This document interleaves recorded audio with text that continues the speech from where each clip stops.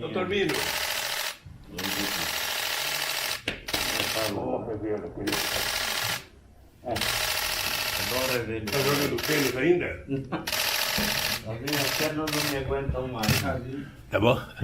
Vou. Estou à disposição. Vamos começar? Pergunta o que quiserem, como quiserem. Como começamos? Só responderei aquilo que eu souber, tá? Não, quem me lembrou foi o Stuckert, que eu te visitei na cadeia em 1980. Você lembra? Lembro. O Tumão nos recebeu fidalgamente no escritório dele. O plural não é majestático, eu estava com o Raimundo Paulo. Né?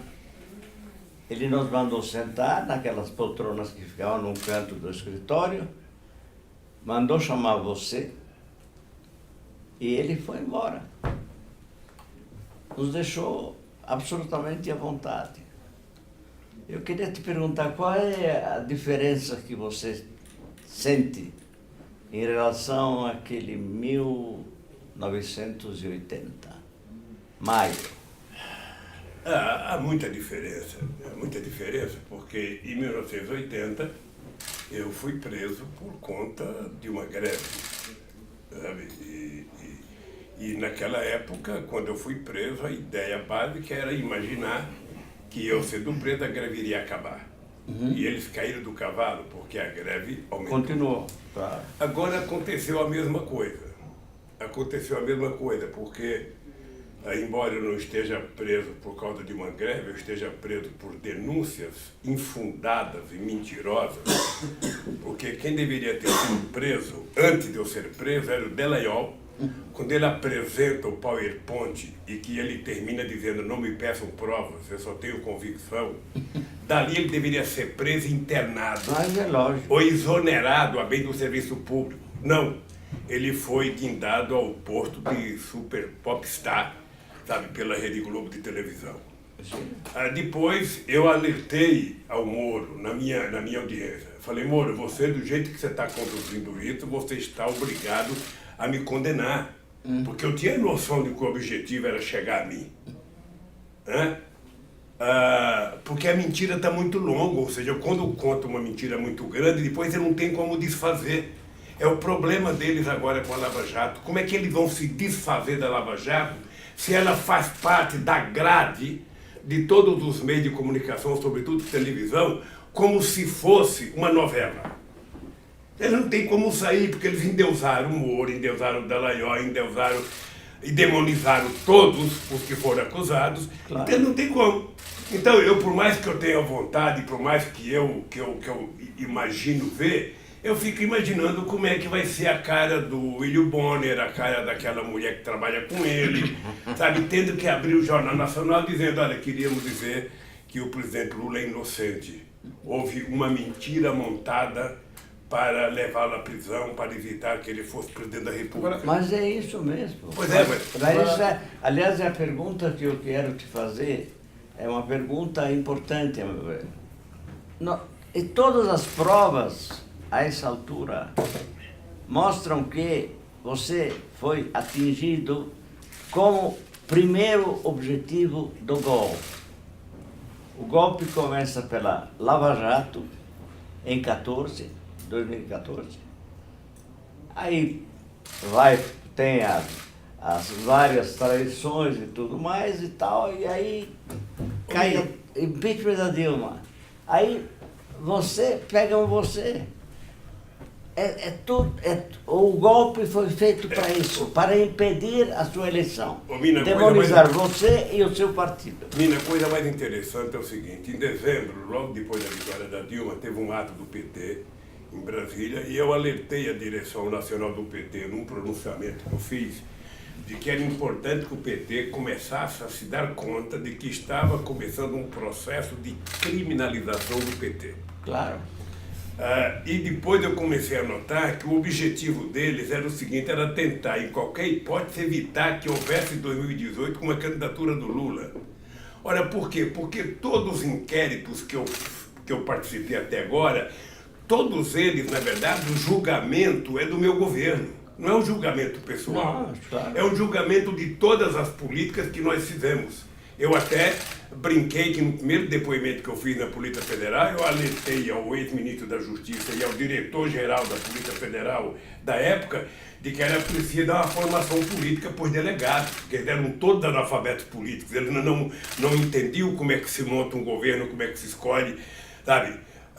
Eles acham que é tudo, que você faz concurso para ministro, que você faz concurso para indicar gente para cargo público. Sim, não. Sim, claro. Sabe? Então eu fiquei um pouco assustado com a forma com que eles tinham noção da política, e não tem nenhuma noção da política. Tá? Eles aproveitaram a síndrome, sabe, da criminalização da classe política, que não é só brasileira, é uma coisa no mundo inteiro, de que nenhum político presta, de que todo mundo é igual, de que ninguém presta, de que ninguém presta, de que ninguém presta, que bom é só as empresas privadas, que bom é só... Sabe? Chegou a um ponto em que a sociedade, com medo, sabe, horrorizada com tudo que estava acontecendo no Brasil, é só ligar a televisão 7 horas da manhã, 8 horas da manhã, 10 horas da manhã, que é um absurdo da criminalização, sabe, do dia a dia nesse país. Bem, o que eu notei? Eu notei que eles tinham um objetivo. O objetivo era tentar evitar que eu fosse candidato a 2018. Claro, né? claro. Bem, qual é a minha tranquilidade? Mas essa era também uma demanda de Washington. Deixa eu lhe falar. Isso foi crescendo. Isso foi crescendo porque eu nunca consegui compreender por que uma operação Lava Jato, com mais de 200 que já houve, começando a criar no meu governo, como é que essa operação se transformou numa instituição? Eles esqueceram que era uma operação policial para investigar um determinado tipo de crime e transformaram numa instituição com objetivos eminentemente políticos. Claro. Isso hoje está claro, e para mim está muito claro o papel preponderante da Secretaria de Justiça dos Estados Unidos nesse processo da Lava Jato. Claro. Ou seja, o objetivo final era não deixar o Lula ser candidato, o objetivo final era quebrar empresas de engenharia no Brasil, era quebrar a indústria de gás e óleo nesse país, era quebrar a indústria naval, para que, tal como aconteceu no Iraque, as indústrias americanas e outras indústrias europeias viessem fazer aquilo que as brasileiras faziam. Isso está acontecendo nesse instante. É difícil o povo saber ainda, é difícil. Tem uma parte da população que ainda não compreende porque a chamada grande mídia não fala disso. Você fala que se não for a rede social, sabe, falar do Intercept, a grande imprensa não dá quase nada do Intercept, é como se não existisse. Por exemplo, por conta disso, eu queria fazer uma pergunta. Nós já estamos aí há quase 3 meses de revelações do Intercept, né? Todo dia aparecem novas. Ontem mostrou que o Dallagnol poupou uma empresária da investigação porque ela contribuiu para o Instituto de Interesse da Lava Jato e ele mesmo pretendia ser candidato a senador e lançar candidatos do Ministério Público em todos os estados. Nós temos aí, na semana anterior, denúncias de pedido de dinheiro para outros empresários, nós temos provas mais do que acumuladas de que foi usado politicamente, mas o fato é o seguinte, ninguém até agora sofreu nada. A ação contra o Dallagnol foi suspensa no Conselho do Ministério Público. E tem um outro dado também que eu queria que o senhor comentasse, esse era o dado principal. Em todas as pesquisas feitas recentemente, a maioria da população vê erros da Lava Jato, vê que a Lava Jato tinha um viés político, mas acha que está tudo bem. O senhor está preso, está tudo bem, e que o Moro deveria continuar como ministro. O que o senhor acha? Não acha que está tudo bem. Veja, nós, seres humanos normais, reagimos de acordo com as informações que nós obtemos, né? Quando você vai conversar comigo num jantar à noite, você vai conversar comigo normalmente as coisas que aconteceram, sabe, durante a semana e não as coisas que vão acontecer no futuro. Então a sociedade reage de acordo com a quantidade de informações que ela tem. Veja que a política foi demonizada nos últimos, a começar de 2005, mas ela sempre foi demonizada no Brasil. Sim. Mas ela foi com mais força envolvendo a política e, de preferência, um partido Mensalão, como o PT, mensalão. a partir de 2005 do Mensalão. É isso. Ela foi demonizada. Ela foi demonizada. E demonizada o PT, demonizada o governo do PT. Nós saímos de um período de pensamento único no governo Fernando Henrique Cardoso, em que era tudo favorável, para um pensamento único contrário quando chegou no meu governo. O que eu acho? A sociedade brasileira, na medida em que ela vai tendo informações, ela vai reagindo, ela vai mudando de posição. As pesquisas mostram que a sociedade brasileira está começando a enxergar o que está acontecendo. Até agora, esses canalhas dizem que o desemprego é por conta da Dilma. Eles se esquecem de dizer à opinião pública que em dezembro de 2014 nós tivemos o menor desemprego da história do país. E que o desemprego começou quando eles começaram a boicotar o governo da Dilma, a partir da indicação do Eduardo Cunha para presidente da Câmara, que tinha como objetivo não permitir que nada que a Dilma quisesse para melhorar fosse aprovado. Eles se esquecem disso, que eles jogaram o Congresso Nacional para atrapalhar. Eles se esquecem de que o Aécio Neves é o responsável por parte do ódio que está criado nesse país com a alavancagem da Rede Globo de televisão. Claro. A Rede Globo na novela é toda bonzinha, não é mais bonzinha, porque agora tem filha roubando mãe, filha casada com o marido da mãe, tem tudo que não presta na novela. Mas o dado concreto é que ela é responsável por parte do ódio estabelecido nesse país. Tudo que é da política não presta, tudo que o PT fez foi errado, sabe? E ainda hoje há uma doença na cabeça dessa gente de tentar mostrar que no período do PT não aconteceu nada. Olha, o período do PT foi o período de melhor distribuição de renda nesse país, o melhor período de aumento do salário mínimo, o melhor período de geração de emprego, o melhor período do aumento de renda da sociedade. Ou seja, qualquer coisa que você procurar entre 2003 e 2014, você vai perceber que houve um crescente nos investimentos públicos, sabe, na renda das pessoas mais pobres, na questão da educação. Então, a sociedade vai descobrindo isso. O problema é que a gente, às vezes, tem pressa. Eu aqui, na minha celinha, eu fico sempre pensando o seguinte, quer dizer, a democracia ela tem um problema, porque de vez em quando você perde. E quando você perde, 4 anos é muito pouco para quem ganha, mas 4 anos é um oceano atlântico para quem perde. Esperar 4 anos para disputar outra eleição é muito difícil, e para quem ganha, acaba logo. Então, o que o PT tem que ter é paciência, sabe? E ir mostrando para o Brasil que o Brasil pode ser melhor.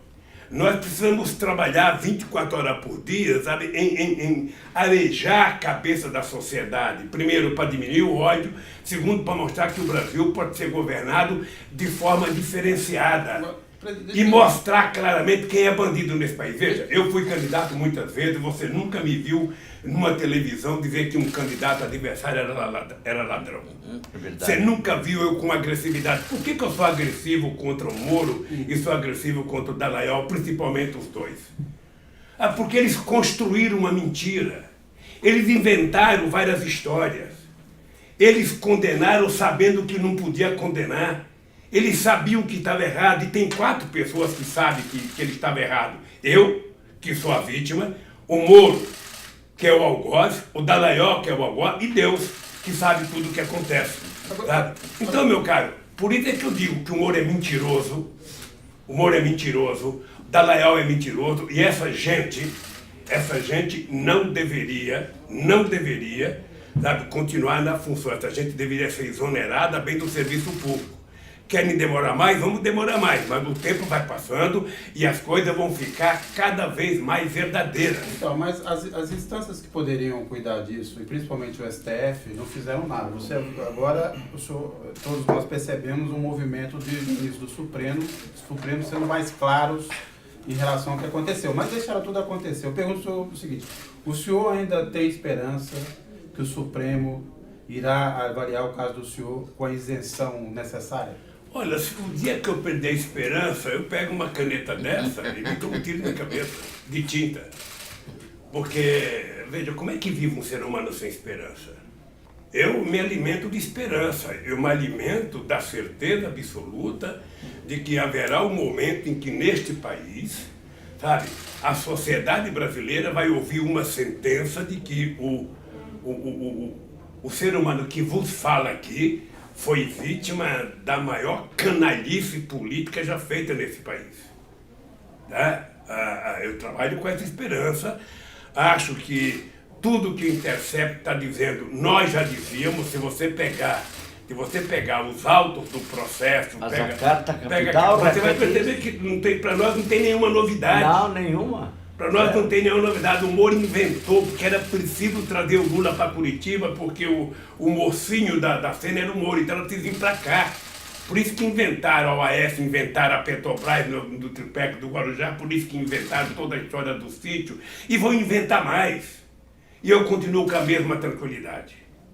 Sabe a tranquilidade dos inocentes? Então eu estou assim, estou tranquilo, hoje, nesse momento, eu estou esperançoso de que em algum momento a Suprema Corte vai entrar no mérito do processo, porque o Moro é engraçado, o Moro não aceitava nenhum documento que provasse a minha inocência.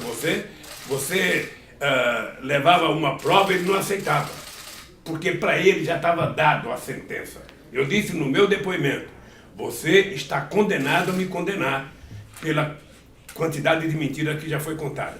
Agora, tudo isso, Lírio, tudo isso na minha cabeça é secundário se o sacrifício que eu estivesse fazendo hoje pudesse resolver o problema do povo brasileiro. Se eu estivesse aqui e o povo tivesse com pleno emprego, o povo tivesse tendo aumento de ganhos salariais, o povo estivesse comendo melhor, o povo estivesse passeando melhor, morando melhor, estudando melhor. Sabe, era um sofrimento pessoal, mas o povo estava bem. Duro é que eu estou aqui e o povo que está em suposta liberdade é prisioneiro de uma canalice jamais vista nesse país, com um bando de incompetentes que não conhecem o Brasil, que não sabe o que é governar, porque até agora, 8 meses de governo, a única palavra que eles decoraram no dicionário é a palavra corte, corte, corte, corte, corte, corte e ajuste, ajuste, ajuste e nada exatamente para melhorar a vida e a esperança do povo brasileiro. Então, um presidente que supostamente valoriza a bobagem. A gente pensa que o Bolsonaro é bobo nada, aquilo é um tipo. Ele foi criado assim, ele acredita em toda a asneira que ele fala, em toda a bobagem que ele fala. Tem gente que fala, não, ele está falando bobagem, nada. Ele acredita naquilo, ele acha que aquilo é o charme. Porque ele é como um fanático corintiano, um fanático flamenguista. O fanático não é o torcedor normal, aquele que quer o time ganhando. O fanático é aquele que vai no estádio para brigar, para falar bobagem, para xingar o técnico. O Moro é isso, ele é a turma dele. Ele não governa para o país, ele governa para a turma dele. Quanto mais bobagem ele fala, mais a turma de fanáticos deles acha legal, acha bonito, acha simpático, sabe? Acha tudo maravilhoso. Mas eles agiram de caso pensado, com um objetivo claríssimo. E foram realmente os iniciadores do golpe. O golpe começa aí.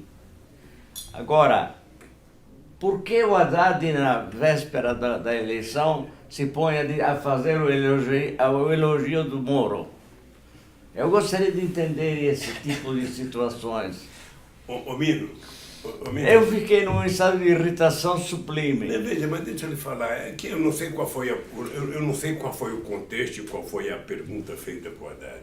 Deixa eu lhe falar uma coisa.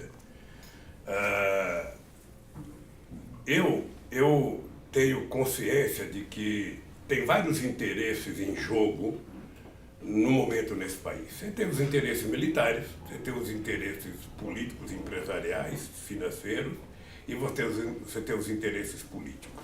Ou seja, eu acho que o interesse maior do chamado setor financeiro e setor empresarial é permitir que o Bolsonaro consiga desmontar tudo que é a estrutura de direitos que nós conseguimos fazer nesse país ao longo de décadas e décadas, Sabe? E quando não tiver mais direito para o trabalhador, porque vai voltar quase que ao tempo da escravidão, é trabalhador trabalhando pela metade do preço, é trabalhador pedindo, mendigando para trabalhar uma hora aqui, uma hora lá, sem nenhum direito.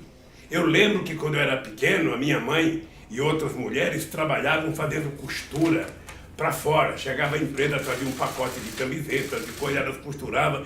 Qual era a nossa briga? A nossa briga é para que as mulheres deixassem de trabalhar assim, tivesse carteira assinada registrada, tivesse férias, tivesse previdência. Nós estamos voltando àquela época. Claro. Em nome de um progresso inexistente. A escravidão nunca significou progresso. A subserviência nunca significou progresso. O progresso que nós vimos no mundo mais moderno é o estado de bem-estar social conquistado, sabe? Na Europa Ocidental, sobretudo depois da Segunda Guerra Mundial. Sim. Muito, sabe? Conquistada pelo medo que o capitalismo tinha da Revolução Russa, sabe? E que eles agora querem desmontar o momento mais primoroso de conquista da sociedade. Então, direitos passaram a ser, sabe, coisa proibida, coisa... Vamos voltar ao tempo de trabalhar 12 horas por dia, 14 horas por dia, 16 horas por dia. Vamos trabalhar sem resíduos. Se o trabalhador morrer no percurso do trabalho é um problema dele. Mas por que o Haddad... Então veja, eu não sei qual é o contexto que o Haddad falou. A verdade é que outro dia eu dei uma entrevista para uma moça aqui da BBC Sim. brasileira e ela perguntou da Lava Jato. E eu dei uma resposta que é o seguinte, veja, a Lava Jato, enquanto operação, ela era uma operação igual a qualquer outra. Uhum. Na hora que ela virou uma instituição política, que passou a manipular em função de interesses políticos, ela deixou de ser uma operação de apuração de corrupção para ser uma operação política. Sim. Com objetivo definido. Veja, qual é a diferença que eu faço? E aí eu falo pelo meu processo, eu não posso falar pelo processo que eu não conheço. Ou seja, se você tem um canalha, tá? Que chegou aqui e resolveu se vender e fazer delação e disse que roubou, ele que seja preso pro resto da vida.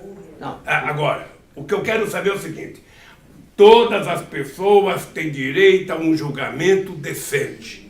Toda pessoa tem direito a mostrar provas de crime ou de inocência. Uhum. Então eu pego o meu caso. No meu caso, a Lava Jato ela mentiu do começo ao fim. No meu caso. E a Lava Jato ela foi deformada, porque eu acho que muito dinheiro que os empresários falam que foi propina, na verdade era evasão fiscal. Isso, menina, vai ter que ser apurado. Você sabe que tem coisa que você vai saber 50 anos depois, 40 anos depois, 30 anos depois. A única coisa que eu sei no momento, Lírio, é a minha situação. Eu posso dizer, o Ministério Público da Operação Tarefa é mentiroso, o Moro é mentiroso, o TRF4 é mentiroso, sabe? O Superior Tribunal de Justiça não julgou o mérito do processo, eu estou aqui. Eu estou aqui enquanto os canais já estão livres. Então... Parece que eu estou nervoso, mas eu não estou nervoso, é que eu tenho que dar ênfase aqui para você poder me ouvir direito, ou seja... Então, mas por que eu estou tranquilo? Porque eu acho que a verdade vai vencer. Eu acho que é o seguinte, esses caras querem me derrotar, tem um jeito melhor, Lírio. Esses caras querem me derrotar, me desmoralizar. Ao invés de eu estar preso aqui, eles deveriam estar fazendo política social, deveriam estar dando comida na mesa do povo, estar pagando as bolsas do CNPq, do CAPES. Esses caras deveriam estar abrindo mais universidades, mais escolas técnicas.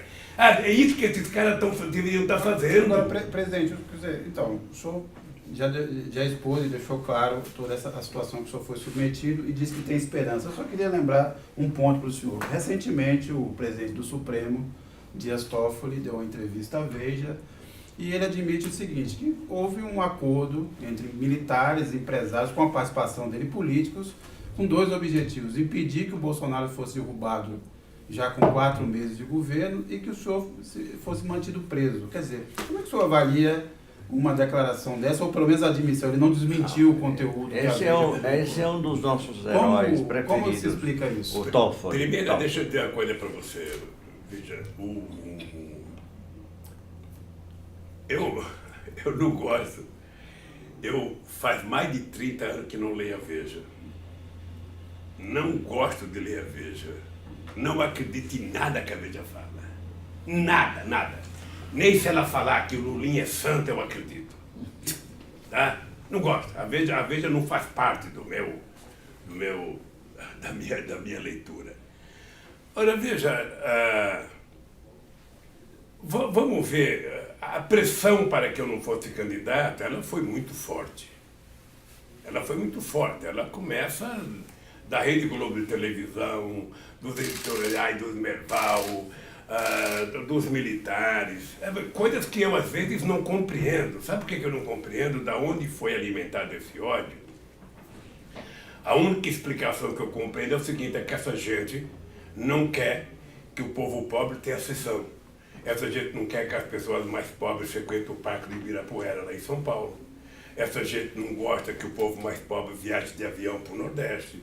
Essa gente não gosta que o povo tenha acesso a um teatro, tenha acesso a uma universidade, tenha acesso a um restaurante que eles frequentavam, que acham que é dele. Aliás, eu lembro, vou pegar a tua presente aqui, eu lembro que um dia estava Vossa Excelência, o Vefó, o Jacob Ittar e eu num restaurante, Sim. Lá numa rua, não sei se é 24 de maio, 23 de maio, sei lá.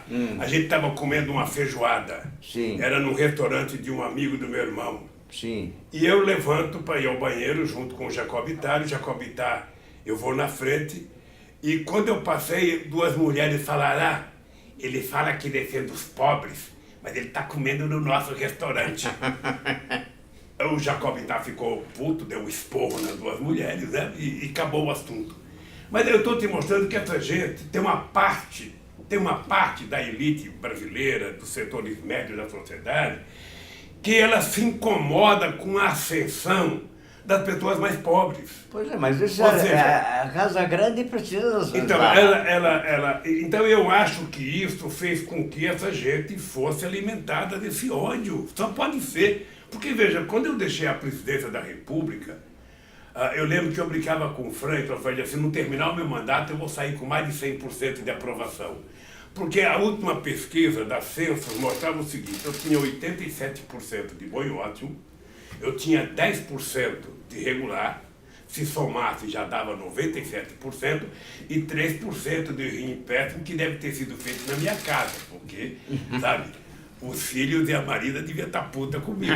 Ou feito lá no comitê do PSDB. Eu lembro que quando eu deixei a presidência, em São Paulo eu tinha 88% de bom e ótimo. 80% de bom e ótimo. Então, veja, esse ódio foi alimentado desde que eu saí da presidência. E foi alimentado. E parte desse ódio começou. Eles sempre tentaram criar uma intriga entre a Dilma e eu. Sempre tentaram criar uma intriga. Não criou porque a Dilma tem uma cabeça boa e não se permitiu criar. Depois eles começaram a negar a existência do sucesso do nosso governo. Gente, eu fazia reunião trimestral para mostrar o PAC. Era a Dilma que participava de reunião trimestral com toda a imprensa, todos os ministros que tinham obra no PAC, e eles não davam notícia nenhuma. Não sei se vocês viram o Jornal Nacional de ontem, eu não vi, mas me contaram. Sabe que eles falaram do ProUni, falaram das cotas. Sem falaram... dizer quem era o autor. Mas não cita quem é o pai da criança. Sabe? O pai é desconhecido. Então, isso eles estão fazendo desde que eu me conheço por gente. Bom. Eu, quando estava na presidência, menino, eu tomei uma decisão. Eu vou derrotá-los. E vou derrotá-los na rua. Não tem almoço, não tem jantar, eu vou e derrotei. Não, eu entendo. Agora, veja, esse ódio que está estabelecido na sociedade, nós precisamos, eu diria, extirpá-lo ou diminuí-lo, porque a sociedade não consegue construir um país, sabe, tranquilo, calmo, desenvolvido, nesse clima de ódio e sem colocar no dicionário a palavra desenvolvimento, investimento. O senhor acha que o ódio explica o dado que eu vou citar agora? Claramente a deterioração da imagem do apoio ao Bolsonaro é a mais impressionante de qualquer presidente desde o fim da ditadura. Ele está caindo em todas as áreas, em todos os campos, mas tem uma faixa ali entre 2 e 5 salários mínimos que ainda ele consegue o maior percentual de apoio. E é uma faixa que justamente foi a faixa que teve uma melhora significativa de vida sobre os governos do PT. Não, ele cresce o que mais. você acha que aconteceu? Não, ele cresce mais nas pessoas mais ricas, é onde ele tem maior força. Mas ele perdeu. É no setor médio. Tá? Qualquer coisa que você perguntar vai ter entre 8% e 9%. Veja, eu quando fui reeleito presidente do sindicato em 98, eu tive 92% dos votos. Os meus adversários tentavam explorar que tinha 8% que votaram contra mim. Ora, numa sociedade de 210 milhões de habitantes, você ter 10% que gosta de um fanático, sabe, sempre vai acontecer. Veja a votação do Enéas, 8%, né? O chefe da TFP, quando foi candidato, teve 8%. Então você tem entre 8% e 10%, você tem gosto para tudo. Sabe? Você vai encontrar 10% de torcedor de São Paulo que concorda quando a torcida independente faz uma violência, ou quando alguém do Corinthians faz uma violência. Você tem maluco para tudo. Então, o que eu acho é que a maioria da sociedade, a maioria, começa a se dar conta do desastre que aconteceu, sabe, em 2018.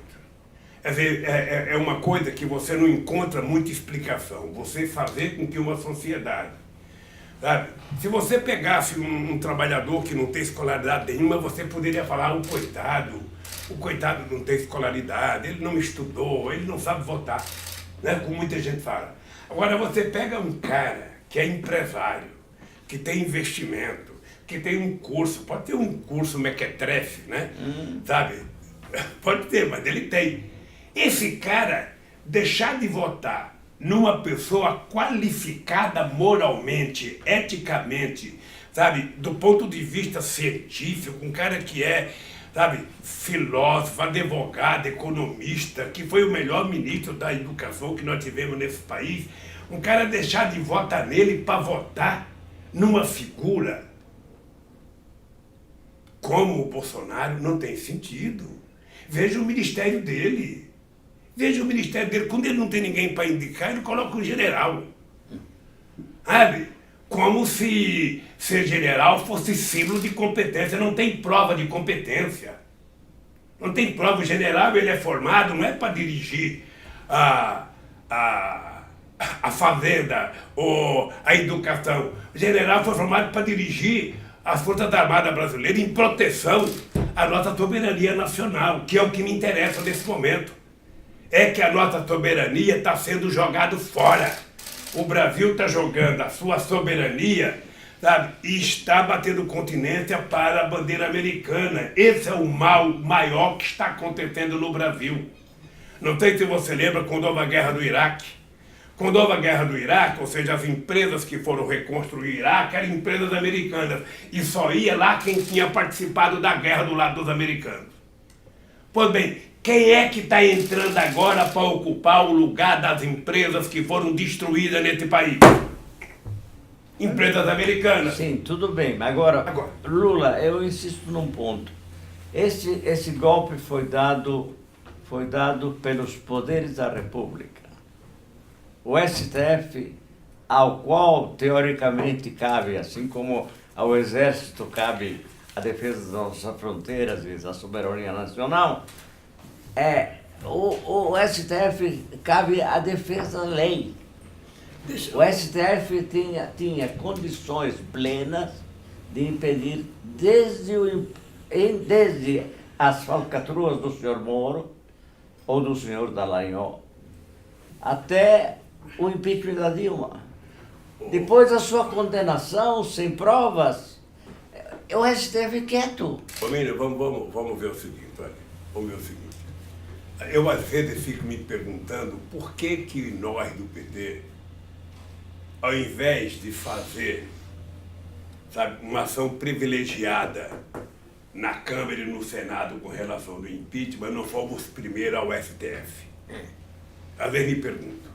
Como eu não sou advogado, eu não tenho resposta. Eu acho que nós fizemos uma aposta imaginando que tinha maioria no Congresso e nunca tivemos. Tá? Quem sabe se a gente tivesse ido na Suprema Corte, o debate fosse em outro nível. a gente não ficasse se esgarçando como ficamos, sabe? Depois que a gente começou, só perdemos voto, não ganhamos nenhum voto. Tá? Então eu fico me perguntando, por que a gente não foi no STF? Talvez tenha sido Mas é uma questão muito técnica. uma avaliação política, ou talvez, eu não sei se está certo ou errado, eu me pergunto sempre, eu não encontro resposta para mim.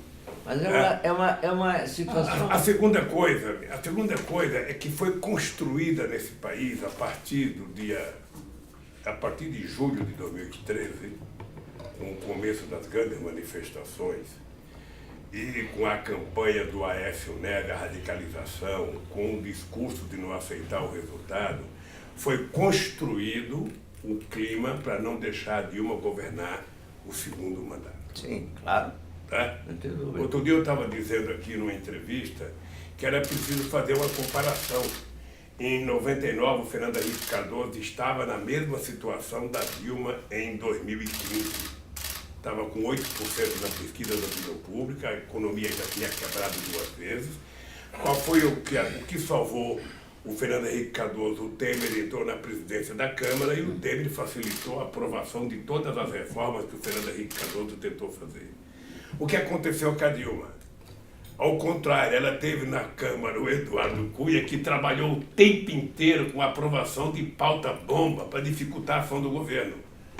Então, tudo que a Dilma tentou fazer para reverter uma situação não conseguiu.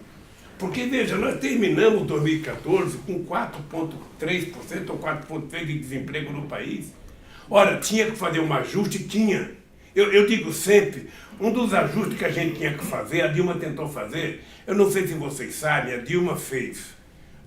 Guido fez, na verdade, uma desoneração de 540 bilhões de reais de 2011 a 2014, ou seja, você abriu mão de colocar no seu caixa 540 bilhões de reais para favorecer os empresários e manter a política funcionando.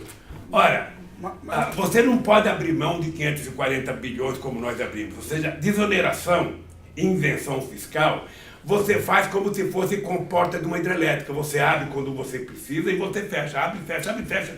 Ou seja, quando nós mandamos a medida provisória para acabar com a desoneração, simplesmente não aceitaram e a Dilma ficou com prejuízo. O senhor acha que o que aconteceu com a Dilma foi só a sabotagem ou foram opções erradas? Eu pergunto o seguinte, o ajuste que a Dilma propôs a partir de 2015 não era um ajuste errado? Quer dizer, a escolha do Levi, deixa eu lhe falar uma coisa. O ajuste da Dilma era um ajuste que começou a criar um problema na nossa base. Eu lembro que o movimento sindical que estava negociando com a Dilma, eu lembro que o próprio PT, eu participei de algumas reuniões já no começo de 2015. É importante lembrar que foi anunciado algumas reformas dia 29 de dezembro de 2014, que pegou muito mal, porque criou um clima de insatisfação na nossa base. Né? Agora, veja, tudo isso já fazem 5 anos, meu caro. 5 anos. O que não pode é essa canalite ficar dentro do Brasil quebrou por causa da Dilma, o Brasil não sei o que lá por causa da Dilma, o Brasil não sei o que lá por causa da Dilma. Não! Eu, quando ganhei as eleições do Fernando Henrique Cardoso, eu descobri a herança maldita e não fiquei xingando o Fernando Henrique Cardoso, eu fui consertar o Brasil. Quem é eleito para governar, não é eleito para diagnosticar. O bom médico não é aquele que descobre a doença que eu tenho, o bom médico é aquele que me dá o remédio que me cura. Porque diagnosticar doença é qualquer um. Diga para mim que está com dor de cabeça que eu vou lhe dar uns 30 remédios aqui. Diga para mim que está com cólica renal que eu vou lhe dar uns 30 remédios. Ora, o bom médico é aquele que descobre e cura a pessoa. Sabe? Esse negócio de vender remédio pela televisão, tome tal remédio, se não der cura, procura o médico. Sabe? Então, política não pode ser assim. A política é o seguinte, meu cara, eu tinha um compromisso com a minha história. Eu não posso errar. Eu tinha em mente o Wałęsa na Polônia, um metalúrgico do estaleiro de Gdansk, sabe? Que fez uma greve, sabe, bem menor do que a que nós fizemos em São Bernardo do Campo, porque Gdansk era menor, mas teve muito mais divulgação nos jornais brasileiros do que a minha. Tá? Ele recebeu muito mais apoio internacional do que a minha. Recebeu, inclusive, dinheiro para financiar uma gráfica. O Lulinha não recebeu nada. Se a gente quis sobreviver, tá aqui o companheiro Mino, que eu vou agradecer, que me deu uma offset. A gente rodava boletim daqueles mimeógrafos a álcool. Eis que meu amigo Mino Carta deu de presente aos trabalhadores metalúrgicos uma offset, a primeira máquina moderna, bonita que eu vi na vida para rodar panfleto e continuar a greve. Então, eu tinha o Valença na minha cabeça. Eu não posso errar, porque o Valença governou 4 anos, porque era como é que fala? Aquele momento de derrubada do Muro de Berlim, então, sabe, o Papa polonês, então o Valença estava com... Que ajudou bastante. Bom, aí quando ele é candidato à reeleição, ele tem 0,5% dos votos. 0,5% do voto. Então eu tinha isso como exemplo, eu não posso falhar. Porque se um burguesão, se um aristocrata, se um rico governa e falha, tem problema, termina a posse, ele vai para o aeroporto, pega um avião, vai para Paris e fica 1 ano, vai para Londres, fica 2 anos, vai para Nova York e fica num monte de tempo, sabe? E a história segue. O Lulinha tinha que voltar para São Bernardo do Campo, a 600 metros do sindicato, ouvindo aquela peãozada xingar patrão na porta da Volkswagen. Então não tinha para onde ir, meu cara. Então eu falava, eu não posso errar, eu tenho que acertar. E para acertar, eu não posso esquecer de onde eu vim e para onde eu vou voltar. Eu não posso esquecer quem são meus amigos de sempre e quem são meus amigos eventuais. Porque você não sabe o que é puxa-saco, lambe-bota, você não sabe o que é. A quantidade de gente que fica no teu saco, sabe, o dia inteiro e vira teu amigo. E você não sabe o orgulho que eu tenho. Vou dizer uma pessoa que chega, Topo Gijo. O Topo Gijo era um metalúrgico lá de São Bernardo do Campo, trabalhava na Carmanguia. Ele me chama de baiano. Ele era um cara, ele tinha vício lá, bebia muito, eu sei que nós ajudamos a curar ele, eu e Marisa. Pois bem, esse cara foi montar um bar, eu era contra ele ir para um bar. Um cara que era ex-alcoólatra, ir para um bar e falar, pô, vai vender tudo. Ele está com um bar há mais de 30 anos. Eu virei presidente, esse cara ligava para minha secretária. Aí daqui a pouco entrava a minha secretária, ô presidente, tem um senhor aí chamando o senhor de baiano, ele disse que quer falar com o baiano. E disse que é o Gijo. Bicho, eu tinha um orgulho. Eu tinha o orgulho de ver aquele companheiro de 40 anos atrás que eu conheci, trabalhando nos bailes do sindicato, que eu levava para casa 3 horas da manhã junto com o marido para entregar ele para a mulher dele, me ligando e me chamando de baiano, de companheiro. Essa coisa é que me diferencia dos outros. É que eu não era um diferente na presidência, eu era um peão que chegou à presidência e sabia que quando eu deixasse a presidência eu ia votar para o meu povo. E é isso que incomoda essa gente. O Lula, todo dia 23 de dezembro, o Lula ia tomar café com os catadores de rua e catadores de material reciclável e papel e morador de rua em São Paulo. Todo final de ano eu ia, lá embaixo de um viaduto. Você imagina, eu não poderia ter jogado, como chama? Golfe. Ou tênis. Eu poderia ter jogado golfe, já pensou o Lula de roupa branca com taco jogando golfe? Miami. Sabe? Não, mesmo aqui em São Paulo, aqui, junto com a elite, imagina o Lula e o pessoal da Fiesp jogando golfe, o Lula e o pessoal da Febraban jogando golfe. Ninguém ia ter ódio de mim. Nossa, como ele evoluiu, olha, ele até tá... Agora, como o Lula não aceitava jogar golfe e ia, sabe, tomar café com as pessoas que eram vítimas da sandice econômica desse país, o Lula não podia ser tão aceito. Esse Lula, esse cara, esse semi-analfabeto, querer que filho de empregada doméstica vire engenheiro, vire médico, vire dentista, vire filósofo, sociólogo, sabe? Que história que é essa? Agora, presidente, o senhor acha que o Bolsonaro chega até o final do mandato e... Eu pergunto, o PT, por exemplo, tem um processo de cassação no TSE. O senhor acha que é um caminho, por exemplo? Tentar? Olha, você sabe que eu não fico torcendo para a desgraça ser maior do que já é. Sabe? Veja, porque o meu problema não é o Bolsonaro em si. O meu problema é o projeto que ele representa. Sabe, o Bolsonaro cai, com todas as sandices que ele fala, e entra o Mourão. Vai mudar o projeto? Eu estou vendo o Rodrigo Maia tentar se apresentar como se fosse primeiro-ministro, ou seja, numa divergência, mas tudo que a elite brasileira quer, ele está aprovando na Câmara. Claro. Então o meu problema não é a pessoa, o meu problema é o projeto. O projeto está equivocado, porque o projeto não pensa o Brasil para os brasileiros. O projeto não pensa 210 milhões de seres humanos. O projeto pensa o sistema financeiro brasileiro, a quebradeira das empresas. Agora mesmo nós vamos começar um processo de contratação de sondas, vamos gastar 30 bilhões importando, acho que 12 ou 13 sondas, quando a gente poderia estar fazendo ela daqui no Brasil, gerando emprego, gerando salário, gerando renda, gerando imposto e gerando alegria e orgulho de ser brasileiro. Esse é o meu problema. Se quem está governando é o Bolsonaro, é o Mourão, não importa, ou seja, ganhou as eleições, nós não questionamos na época, deveríamos ter questionado, não questionamos, ou seja, o cara tem um mandato para cumprir. Agora, ele não disse em nenhum momento que ia ser eleito para destruir o Brasil. Ele deveria começar a mudar de comportamento e pedir para a sua Polícia Federal ou para o seu Ministério Público entregar o Queiroz.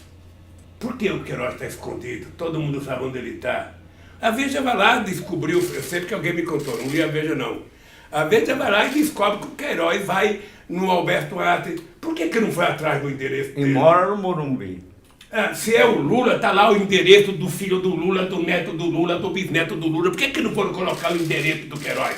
Ele foi se esconder aonde? Na favela da Maré? Na favela de Heliópolis? Não, ele foi se esconder no Morumbi. No antro que protege ele.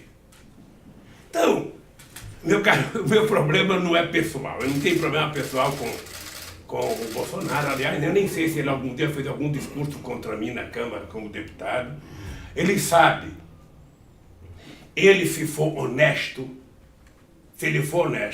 ele sabe que eu fui o presidente que melhor cuidei das Forças Armadas brasileiras e não cuidei das Forças Armadas por medo, cuidei das Forças Armadas porque eu me pergunto para que serve Forças Armadas se não tem uniforme, se não tem coturno, se não tem almoço, se não tem armas, se não tem preparo e não tem inteligência. Eu preparei porque eu queria as Forças Armadas preparadas, sabe, para defender o país, não era para atacar ninguém não. Mas era para defender uma fronteira de quase 16 mil quilômetros de fronteira seca, mais quase 8 mil quilômetros de fronteira marítima, mais o pré-sal que está na divisa, no limite da divisa marítima do Brasil, e que os americanos inventam a quarta frota e que os militares brasileiros resolvem de forma subserviente indicar um subcomandante. Ora, meu Deus do céu, onde é que nós chegamos? Presidente, o senhor falou da Polícia Federal e do Ministério Público. Hoje saiu uma entrevista do Bolsonaro na Folha, ele deixa claro que o atual diretor da Polícia Federal vai ser trocado, está claro ali, e que ele já combinou com o Moro que precisa ser alguém alinhado. E disse que vai, quinta-feira, anunciar o nome do Ministério Público, que não será da lista tríplice e será alguém alinhado. O Fernando Henrique fez a mesma coisa, tinha um diretor da Polícia Federal alinhado, um procurador-geral da República alinhado. Nos governos do PT foi diferente. Respeitava-se a lista tríplice, deu estrutura e independência a esses organismos que no final fizeram o que fizeram. O senhor acha que esse republicanismo do PT de alguma forma foi um problema? O senhor, por exemplo, se arrepende? O senhor hoje seguiria essa mesma linha de ter nomes alinhados? Deixa eu te falar uma coisa, a gente não pode ser criticado pelas coisas boas que a gente fez. Eu sou republicano porque eu acho que o Estado não é meu. Ser presidente é uma profissão. Ser presidente é cumprir uma tarefa. E eu fui eleito com data para tomar posse e com data para sair. E eu tinha que governar o país pensando no povo brasileiro e não em mim. O Brasil não era... Eu falava para o presidente Chaves.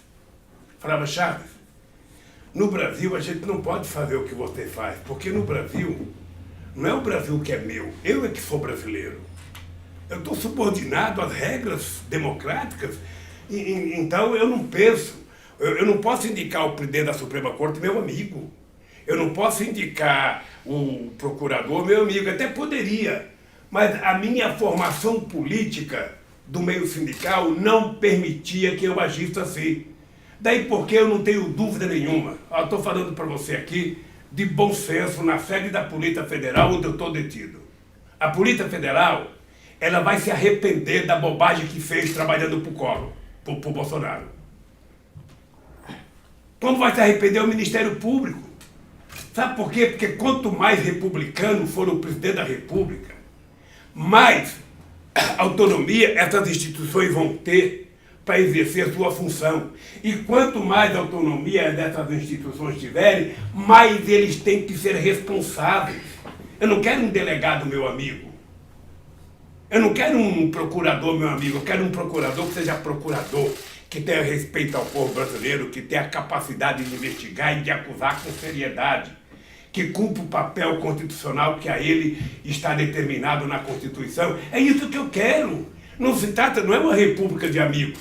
Aliás, tem uma coisa que eu digo sempre o seguinte: se você um dia, Lírio, ganhar um cargo público, nunca indique para trabalhar com você alguém que você não pode mandar embora. Mulher, irmão, sogra, sogro, sobrinho, cunhado, não indique. O melhor amigo, não indique. Indique alguém que com a mesma destreza que você o chamou, você possa mandar ele embora.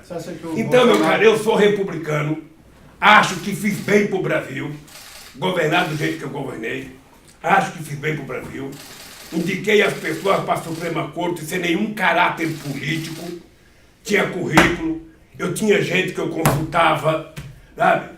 O senhor acha que o Bolsonaro pode demitir o Moro? Tem esse... Veja, o Moro não serve para ser ministro da Justiça. O Moro passou a vida inteira, ele fez um curso de Direito, fez um concurso, pegou uma toga e só. Esse cara não tem experiência de vida para exercer um cargo político. O que eu estou perguntando para o senhor acha que o Bolsonaro tem condições políticas, dados os arranjos que foram feitos, de demitir o Moro? Eu não sei, eu não vou julgar porque mandar ministro embora é uma questão unicamente do presidente da República. Eu não vou dar palpite no governo do Bolsonaro. A Gleisi Hoffmann disse ontem que a eleição de 2022 será entre o Bolsonaro e o PT. O senhor acredita?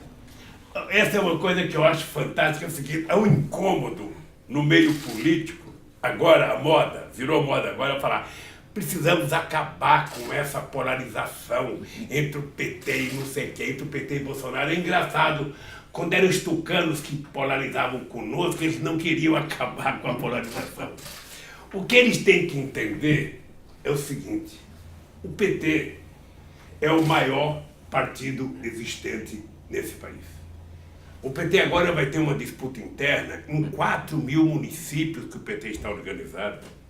São 4.000 diretórios que vão votar na eleição direta para presidente. São quase 2,5 milhões de filiados.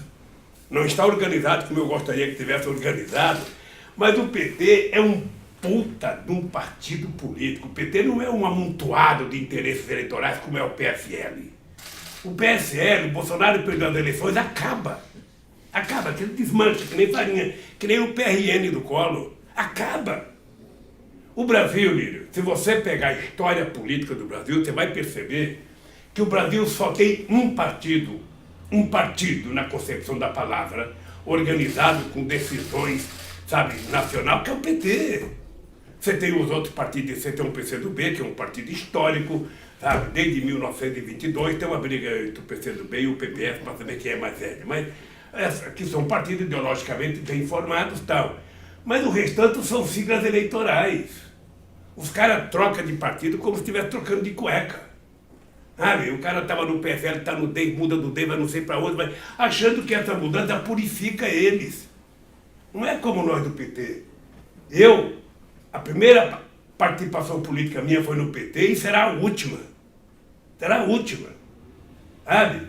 E tenho muito orgulho daquilo que o PT fez. E se o PT errou, paga pelo erro. Eu me pergunto apenas algo a respeito do PT. O PT fez com o seu governo, no seu governo, teve um desempenho excelente. Isso é do conhecimento até do mundo mineral. mas não chegou exatamente a criar uma consciência da cidadania em muitos brasileiros. Não conseguiu. Ô Mino, deixa eu te falar uma coisa, eu discuto muito isso com os companheiros, porque eu não fui eleito para criar consciência ideológica do PT, eu fui eleito para governar o Brasil. O PT é que deveria ter tirado proveito das coisas boas que nós fizemos e conscientizar. Então houve essa falha. Essa falha, sabe por quê, Mino? Olha, você conhece um pouco política. Eu comecei a minha vida política sendo admirador do PT italiano. Eu achava o Partido Comunista Italiano a coisa mais perfeita que tem na organização política. E ela foi. Eu tive o prazer de sentar numa mesa ao lado de Berlinguer. Tá? Então, eu conheci bem o Partido Comunista Italiano e era muito fã do Partido Comunista Italiano, como era muito fã do PSOE na Espanha. Tá? Depois eu comecei a perceber o quê? O Partido Comunista ele não passava de 30%, 33%. Era 36%. Hein? Chegou a 36%. Eu cheguei à conclusão de que o PT não queria ganhar as eleições, ou seja... Não, mas aí tinha um projeto de aliança com... Não, é porque aconteceu o mesmo com o PT. É porque o PT, eu quando fui disputar a quarta eleição, eu tinha consciência que eu não podia ser candidato para ter 30%, eu já tinha obtido 30%. Eu precisava de 50% mais um. Então eu precisava saber aonde é que estavam os outros 20% que eu precisava ganhar. Daí porque eu descobri a minha obra-prima chamada Zé Alencar, num discurso dele de 50 anos de vida empresarial. Eu não quis ir na festa, fui porque o Zé Dirceu me encheu o saco para ir. Chego na festa, eu falei, o que eu vou fazer na festa de um burguesão, pô? O que eu vou fazer? Mas eu fui. Cheguei lá, tinha muito governador, muito senador. Aí eu vi o Zé Alencar fazer o discurso dele. O Mino, ele estava falando e eu estava pensando, porra, descobri o meu vice. Descobri o meu vice. Ele terminou de falar, nós fomos embora, se despedimos. Na semana seguinte ele era candidato, acho que a presidente do PMDB no Senado, o presidente do Senado, perdeu, só teve o voto dele. Aí eu cheguei lá, eu genuíno, para conversar com ele. Fui convidá-lo para ser candidato a meu vice, sabe? Ajudei ele a escolher o partido que ele precisava entrar, que não podia ser no PMDB, no PMDB porque era contra ele e não apoiava a gente, e não podia ser no PT. Ele entrou no PL. E eu digo com muito orgulho, ninguém, nunca mais na história alguém terá um vice da competência que eu tive, o Zé Alencar. Era empresário de primeira, era um ser humano de primeira, era uma alma de primeira, e era de uma honestidade, de uma solidariedade, sabe? Aquele cara que me deixava dormir todo dia com a consciência tranquila. Mesmo assim, não foi perdoado pela elite. A coisa que mais me deu ódio é que na campanha da Dilma, ele já em fase final, ele já não aguentava nem ficar em pé mais por causa do câncer, na vila que ele morava, naquele bairro chique, as pessoas fazendo assim para ele. Eu, sinceramente, acho que tem uma parte da elite que não vale o que come. Não. Porque não respeitar uma figura como você salva Alencar, quem? Você salva quem? Não respeitar. Você é uma parte. É porque você não tem empresário. Ô, Mino, vamos ser franco, Mino. A tua geração é um pouquinho mais velha do que a minha geração. Mas vamos ver o seguinte. Mas a gente é do tempo que você tinha um empresário que não gostava de mim, tipo Antônio Emílio de Moraes, que tinha a cabeça pensando nesse país. Sim, lógico. Sabe? Você tinha o Enercock, você tinha o Mindley, você tinha Bardella. Sim, exatamente. Sabe? Você tinha gente que pensava nesse país, pensava na indústria. Quem que tem hoje? Me encontra um empresário que pensa nisso? Não tem. Não tem, porque na verdade o Brasil fez uma opção já no tempo do Collor, com o desmonte da indústria nacional, com a quebra da indústria de autopeça no Brasil. Quando eu cheguei na presidência, menino, que a gente resolveu fazer ferrovia no Brasil, O Brasil não produzia mais trilho, tinha fechado a seção da CFN que produzia trilho. O Brasil estava importando o trilho da Polônia e estava importando o trilho da Itália. O Brasil não fazia mais dormente. O Brasil não tinha mais engenheiro naval, o Brasil não tinha mais engenheiro ferroviário. Tudo isso, menino, nós recriamos no Brasil. Mas Pensando no quê? Pensando que um país soberano é aquele país que toma conta do seu nariz, aquele país que fala, ó, e não por bravata. Sabe? O Brasil tem que saber que a forma de você ser importante no mundo é você ter conhecimento. Você hoje não é importante porque você exporta máquina ou exporta soja. Você é importante porque você exporta engenharia, porque você exporta conhecimento. E o Brasil precisa ter noção, sabe, de que para ele se transformar numa nação soberana, precisa fazer o que eu comecei a fazer, que eles estão destruindo. Acreditar que educação é investimento. Mas lógico. Acreditar que todos têm direito a investimento, que bolsa para formar gente no exterior não é gasto, é investimento. Que colocar pobre na universidade é investimento. Que fazer as pessoas comer 3 vezes ao dia é investimento. Para eles tudo é gasto, tudo é gasto. A única coisa que é investimento é pagar a dívida. Agora, menino, agora esses canalhas sabem que toda vez ele fala, não, porque a crise é do PT, a crise é do PT, o desemprego é do PT, o desemprego é do PT. Esses canalhas devem saber e lavar a boca para falar do PT. Sabe por quê? Porque se o Brasil está sobrevivendo ainda hoje e não quebrou, é por causa do governo do PT. Se não fosse a nossa decisão de fazer uma reserva de 380 bilhões de dólares para não ficar mendigando mais ao Fundo Monetário Internacional, ao Banco Mundial, para ir para as reuniões de nariz em pé, não de nariz empinado, mas de cabeça erguida, sabe? Se esses caras não tomar cuidado, eles vão jogar fora. Em nome do quê? Aí quando quebrar o Brasil, o que é que vai acontecer com o seu ministro da Fazenda? Ele vai embora. Ele não era conhecido antes das eleições, vai morar. Ele vai morar em qualquer lugar. Então, o Brasil, que chegou a ser a 6ª potência do mundo, a 6ª economia do mundo, o Brasil ser governado por um presidente que é orientado por um cara que ainda não acredita que a Terra é redonda, sabe? Eu sinceramente, não. Eu custo a crer que nós nos demos esse presente, ou seja, que o Brasil se deu a si próprio um presente destruidor. É como se estivesse passando um furacão lá para o lado da Flórida e o Brasil fosse lá, não, vem para cá, e trouxesse o furacão para cá. Agora esse furacão tem um objetivo. O Paulo Guedes, por exemplo, tem dito toda vez que pode que vai privatizar a Petrobras até o final do governo. Quer dizer, a Petrobras, o pré-sal, parece, obviamente, parte de toda essa engrenagem. O senhor acha que eles vão conseguir privatizar a Petrobras? Eu acho, Mino, de vez em quando eu fico nervoso porque eu fico cobrando as coisas, sabe? Mas eu acho que o povo brasileiro não sabe ainda o que significou esse processo da Lava Jato na economia brasileira. Isso, pois é, mas isso é... Tem muita gente é que não uma sabe. falha do PT. Tem números muito sofisticados. Era preciso destrinchar isso numa linguagem popular. Nós temos que dizer para o povo quantos milhões de pessoas perderam emprego. São quase 50 milhões de brasileiros trabalhando na informalidade, fazendo bico. É uma falha do PT. Talvez seja uma falha do PT, talvez seja uma falha de todo mundo. Todo mundo é preciso trabalhar corretamente, como informar a sociedade. Sabe? Nós temos que informar a sociedade o que está acontecendo no Brasil, porque eles encontraram o discurso mais fácil.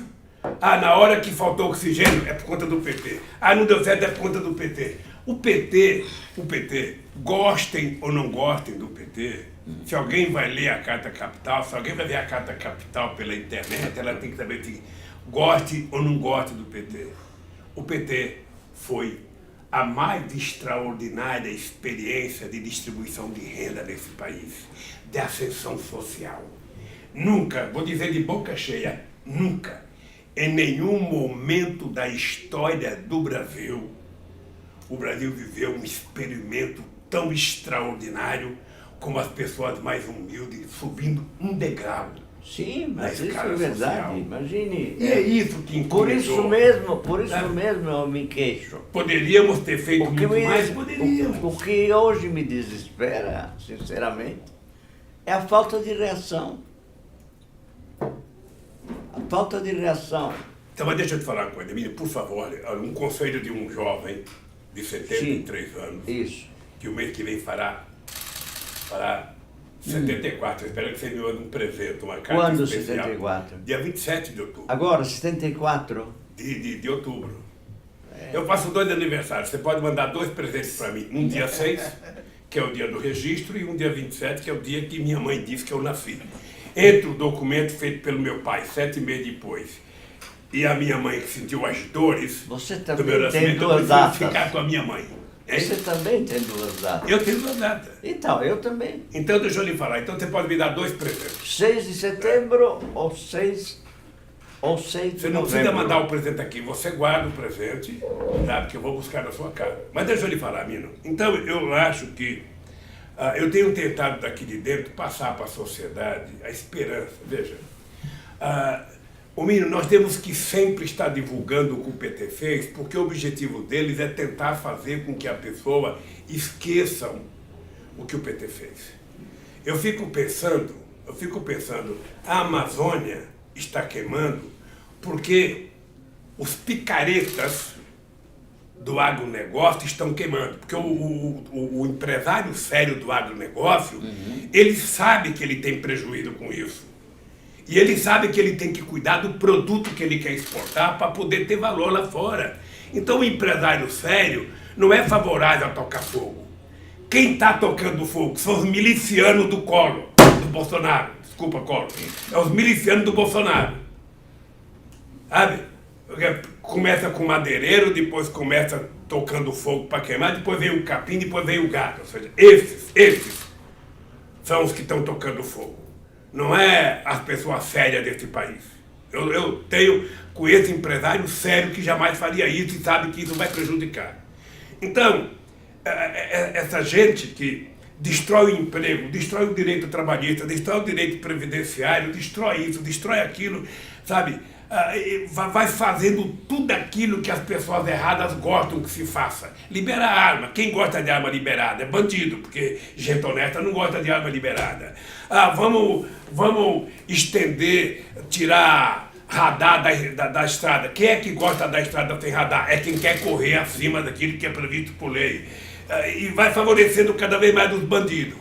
Vai favorecendo. Ou seja, a sociedade brasileira não merece isso. Não merece. Então, Mino, você tem a obrigação de não se desesperar. Desesperar jamais. Você precisa, aos seus 80 anos, toda hora 80? Que você puder falar, você tem que estar com a cara boa como você está agora. Toda vez que você for falar, você tem que lembrar de mim. Eu vejo os seus programas na internet. Sim. Eu vejo a Carta Capital na internet. Então, toda vez que você for falar, você tem que estar com um sorriso bom, passar otimismo e dizer, olha, eu tenho mais de 80 anos de idade e acredito. Bem mais. Mas acredito não pode, porque o Brasil não merece isso, gente. O que aconteceu é essa desgraça que aconteceu no Brasil. Essa é a Nós temos que questão. lutar mesmo. Será que não merece? Será que realmente não merece? Não merece? Mas o povo... Veja, nós temos um povo que vive no limbo e que esquece que você o favoreceu brutalmente. Mas de verdade. Isso é o povo. Não é que ele Quer dizer, a maioria. Não é que ele esquece. E a minoria, a nossa memória. E a minoria de Deixa gente. eu te falar, a nossa memória, ela faz fotografia da nossa existência, dos nossos momentos. E a nossa memória, as fotografias vão se apagando. E você tem um segmento da imprensa, sobretudo da Rede Globo de televisão, sim, que tem a pachorra de falar em ProUni, falar em FIES, falar em cotas e não falar no meu nome, sabe? Ela tem a pachorra, por quê? Porque tudo o que eles querem é que o povo esqueça o período Getúlio Vargas, do lado bom do Getúlio, claro, o período bom do Juscelino, o período bom do João Goulart, o período bom do Lula. Eles querem que esqueça. Eles só sobrevivem se tiver desgraça, para eles anunciarem todo dia. Eles não querem não ter a notícia boa. Você pega, por exemplo, Mina, eu tenho orgulho, Lírio, de ser o meu partido responsável, tá, da concessão de 52 milhões de hectares de terra. 52% de tudo que foi disponibilizado para a reforma agrária no Brasil foi feito no governo do PT. Em 500 anos, nós fizemos 52% de tudo em apenas 12 anos. Tá? O que nós fizemos de programas sociais, porque o sucesso da economia brasileira não se deve a um programa, mas a um conjunto de coisas que foram feitas, que eu acho que o PT, todo santo dia, deveria estar divulgando. Tem gente que fala, não, mas não pode ficar falando do passado, tem que falar do futuro. O futuro só terá credibilidade se as pessoas conhecerem o passado. Então, presidente... Você não constrói uma nova história sem que as pessoas conheçam o dia de ontem, então, de ontem e transformam. Esse é um ponto, quer dizer, o desgaste do Bolsonaro não resultou num aumento de apoio ao que a gente pode chamar aqui de campo progressista. Ou seja, você tem a insatisfação com a educação, mas não se transforma num movimento e em manifestações de massa. Você não tem uma representação hoje nesse campo que faça esse contraponto, a não ser o senhor na cadeia quando pode, esse contraponto direto com o Bolsonaro. Por que esse campo progressista, os partidos ditos de esquerda, não conseguiram capitalizar esse descontentamento com o Bolsonaro? Os partidos ou as pessoas. Gente, porque tem um tempo, tudo é um processo. Por que você não fez tal coisa ontem? Eu não fiz tal coisa ontem porque eu não estava pronto para fazer tal coisa ontem. Deixa eu lhe falar uma coisa. Mino Carta trabalhava na revista Isto É. Se você for procurar Isto É, você vai lembrar que a única revista e a única notícia sobre o primeiro comício das diretas já na frente do Pacaembu foi convocado pelo PT. A imprensa não deu absolutamente nada. Foi em dezembro do ano anterior ao 25 de janeiro de 84. Exatamente. Tá? Foi em novembro e tal. Eu lembro da data porque foi na data em que o Fernando Henrique Cardoso foi ao ato para anunciar a morte do Teodoro Vilela. E lembro que o Montoro não foi no ato porque ele tinha ido a um negócio qualquer que tinha no Jockey Club de São Paulo. Então eu lembro da data. A data que morreu o Teodoro Vilela foi a data que nós fizemos o primeiro ato das diretas, que o único registro público que tem foi a Isto É, por causa do Mino, não por causa de quem está lá agora. Então, depois das diretas foi escondida pela imprensa há muito tempo, ela foi crescendo.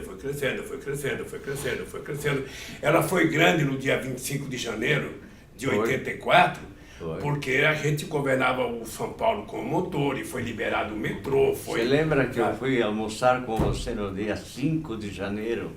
E te disse, olha, o doutor Ulisses recomenda que você compareça.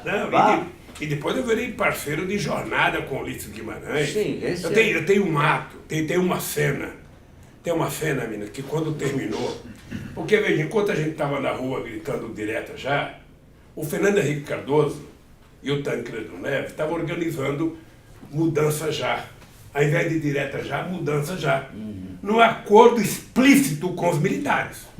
Tá? Eu lembro que quando terminou a campanha das diretas, o PT continuou fazendo comício. O PT tinha um comício em Belo Horizonte, que foi o primeiro comício que Paulo Freire e Antônio Cândido fizeram uso da palavra no palanque. Tá? Não esqueço nunca. E eu lembro que eu fui à casa do doutor Ulisses Guimarães, eu e Luiz Eduardo Grijaldo, conversar com ele. Chegamos lá, quase na hora do almoço, ele estava deitado, a dona Mora mandou a gente entrar, e mandou entrar num quarto que ele estava deitado. Ele estava deitado com as mãos cruzadas na barriga, e eu mexi com ele, acordei ele, falei, doutor Ulisses, eu queria conversar com o senhor. E fui convidá-lo para ir ao ato de Belo Horizonte. E ele falou assim para mim, olha, ô Lula, eu sei quando eu perdi. Sabe, enquanto eu estava me matando pelas diretas já, os caras estavam organizando o Mudança Já. E qual era o pretexto de organizar o Mudança Já? O pretexto era o seguinte, se tiver direta já, quem vai ganhar é o Ulisses Guimarães. E o Ulisses Guimarães é muito radical para os militares. Então é preciso colocar alguém que seja mais palatável, quem? Tancredo Neves. E estava o Fernando Henrique Cardoso por detrás disso, estava o Fernando Lira por detrás disso. E a história não conta. Não, a gente sabe. Então, você sabe a fina flor da intelectualidade, mas a verdade é que jogaram fora a campanha da direta. Nós perdemos no Congresso Nacional, sabe, por conta dessa coisa, por conta desse acordo, uma coisa que estava mais ou menos alinhada. Não, mas claro, já então, tá. no Brasil, deixa eu te falar uma coisa, Mino, que eu estou lendo muito. No Brasil, Mino, a história do Brasil é fantástica, porque toda vez em que houve qualquer perspectiva de ascensão dos de baixo, do pessoal, como diria o velho Fria, do andar de baixo, sempre os do andar de cima fizeram um acordo. Claro, essa é uma coisa maluca, maluca. Essa Ou é seja, a conciliação. E os verdadeiros heróis que lutaram não aparecem na foto. Você veja, Tiradentes, quando começa a questão da independência, estava tudo marcado para o dia da derrama. Quando o governador fosse anunciar a cobrança do imposto, então iria começar a luta. Olha, mas o governador foi avisando antes. E quando ele foi avisar que não ia ter mais a derrama, desmontou o movimento do Tiradentes. O coitado ficou quase que sozinho. Desceu para o Rio de Janeiro quase que sozinho. E lá ele foi entregue pelo Joaquim Severo dos Reis. Aí você pega a luta da escravidão. Palmares não foi uma coisa que aparece no rodapé de um livro. Palmares teve quase 200 anos. Quase que se transforma num país, sabe, independente. Se tivesse feito um acordo com a igreja, talvez tivesse se transformado. O que eu acho engraçado é que a história está sempre, sabe?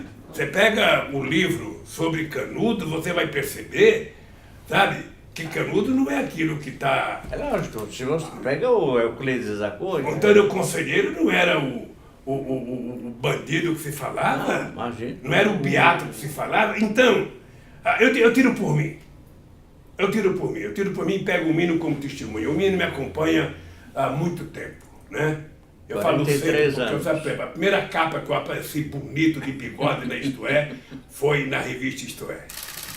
E muito sucesso aquela, eu estava bonito. Isso era janeiro, então, o Mino Cata me conhece há muito tempo e sabe o seguinte, as quantidades de mentiras que foram criadas contra as greves, contra mim, as invenções que a polícia fazia, que a gente tinha depósito de molotov, que tinha... Sabe? Sinceramente, todas as vezes que eu fui preso para acabar com a greve, achando que eu ia acabar com a greve. Eu não esqueço a greve de 80, Mino, em que um cidadão, o amigo do chefe, eu estava preso e aparece lá o cacique. Aparece um cara e fala o seguinte, o cacique quer conversar com você. Eu não sabia que era o cacique. Não, o cacique quer saber o que você quer para fazer acordo. E era o Golbery, né? Aí eu falei, eu não sei quem era. Não, o Tumão me confessou. Eu não sei era quem era. O cacique era o... Cacique. Ele me confessou. Aí eu falei, o seguinte, fala pro cacique que eu quero o seguinte, se atender minha pauta de reivindicação, eu negocio e acabo com a greve. Não atendeu, eu não negociei. Aí veio o Dom Cláudio falar comigo, veio o Dom Paulo falar comigo, veio alguém fazer outro, veio o Teodoro Vilela, acaba com a greve, cara. Eu não vou acabar. Sabe? Então, eles que cabem com a greve, eles que fazem o que eles bem entender. Então o senhor acha que isso é um processo... Então, veja, toda vez, eu estou falando isso porque eu falei das diretas, e que a gente estava na luta pela direta já, e estava já o pessoal organizando mudanças já.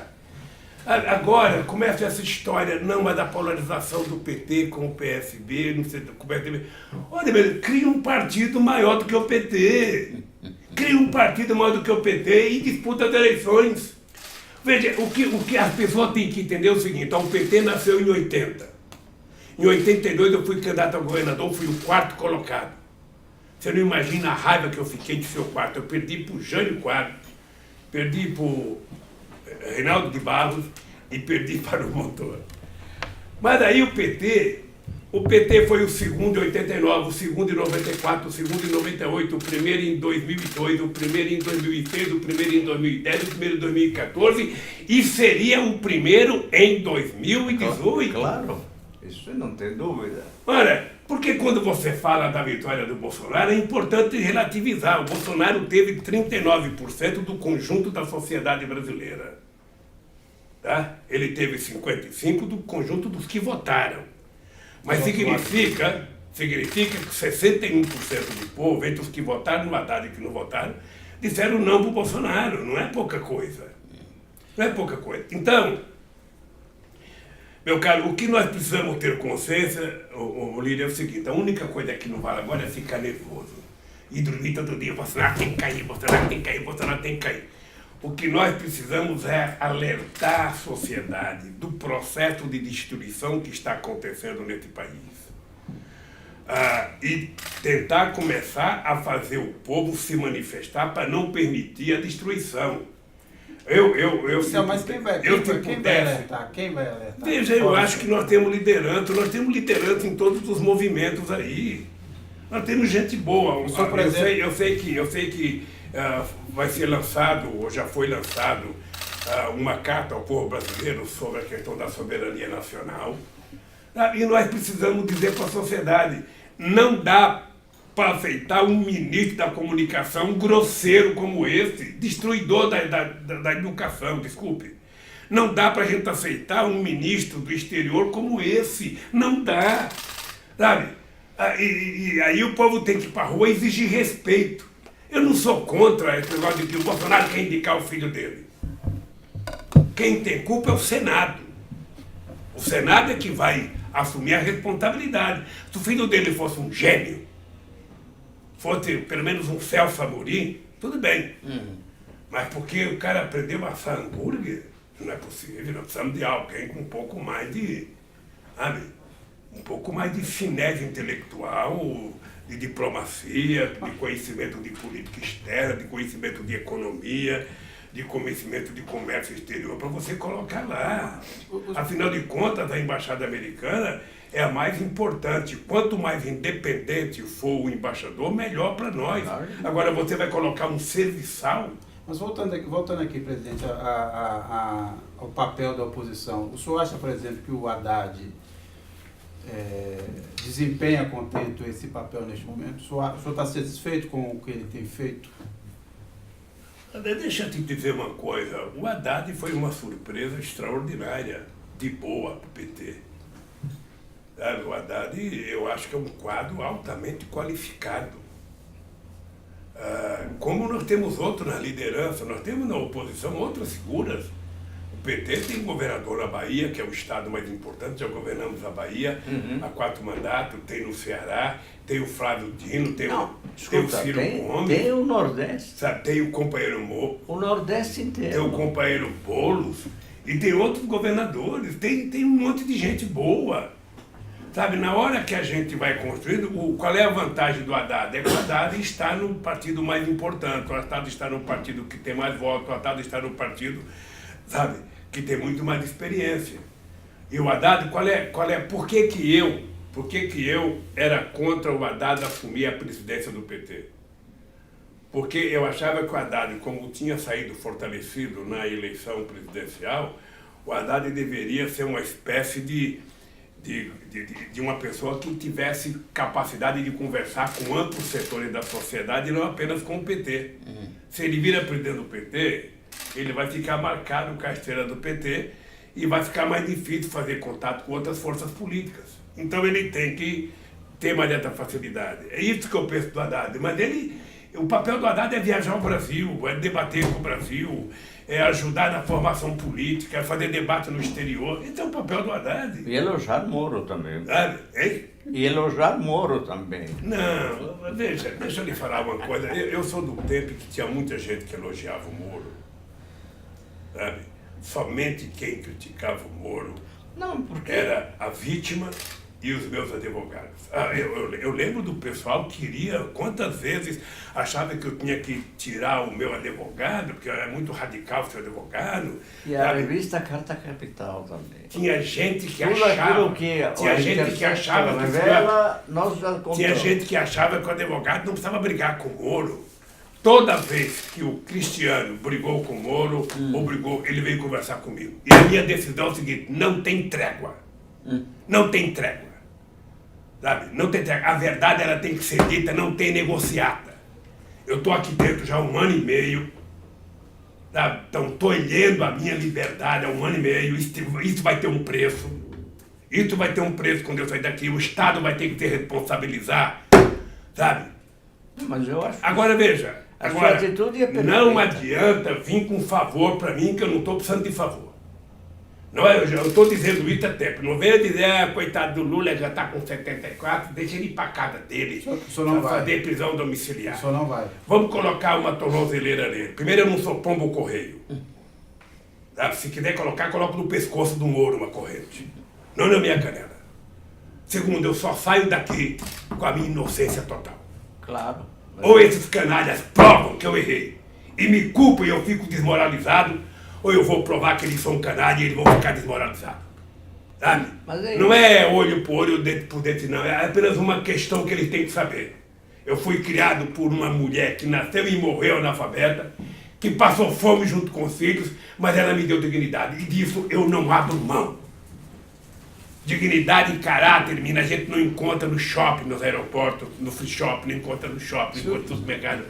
Dignidade a gente encontra na nossa formação de berço. Se o senhor for inocentado, o senhor é candidato em 2022? Como é que eu posso falar? Eu estou com 74 anos. Eu estou novo, o Mino sabe que eu sou um cara de muita energia. Estou até pensando em casar, pô. Então é a minha... O pernambucano aqui, não, eu não diria que... obviamente que vai ter gente muito mais nova do que eu, com muito mais disposição do que eu. Eu não posso ficar achando que ser presidente... Muito mais disposição do que você? Eu não sei, veja, eu preciso sair daqui, preciso saber como é que eu estou, como é que estão as forças políticas.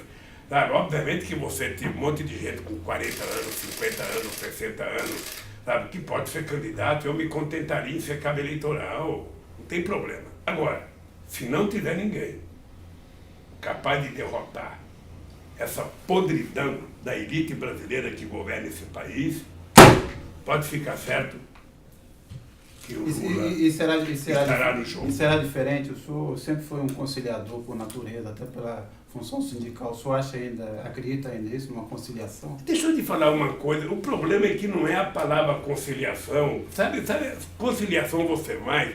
Se eu tivesse feito uma guerra e tivesse ganho a guerra, matado metade dos adversários, e depois que ganhasse eu fosse negociar, era uma conciliação. Mas eu ganhei uma eleição em que eu tenho instituições independentes. Sabe, eu de 513 deputados, eu tinha 91. De 81 senadores, eu tinha 10. Então, não tem conciliação. Você tem que negociar para governar. Quando eu mando uma medida provisória para o Congresso Nacional, eu preciso de metade mais um. Então, não tem conciliação. Tem uma negociação necessária do mundo democrático. É assim no mundo inteiro. Não, mas veja, é que até a mídia vendeu essa ideia do Lula, paz e amor. Lula... Não, eu vendi essa ideia. Eu quis vender essa ideia. Sim. O paz e amor é uma frase minha. Se alguém utilizar indevidamente, é plágio. Tá. Olha, por que que eu vendi isso? Porque eu tinha de um lado os adversários me vendendo como demônio. Eu lembro que na campanha de 89, a Igreja Universal fez um jornalzinho, 1 milhão para distribuir, dizendo Lula, o demo. Sabe? Então, eu sabia que a minha origem era no movimento sindical, então eu precisava desfazer e mostrar que eu queria governar para todos. Sim. Sabe? Porque senão você não ganha. Que foi o que o Petit fez para poder chegar ao governo na Itália.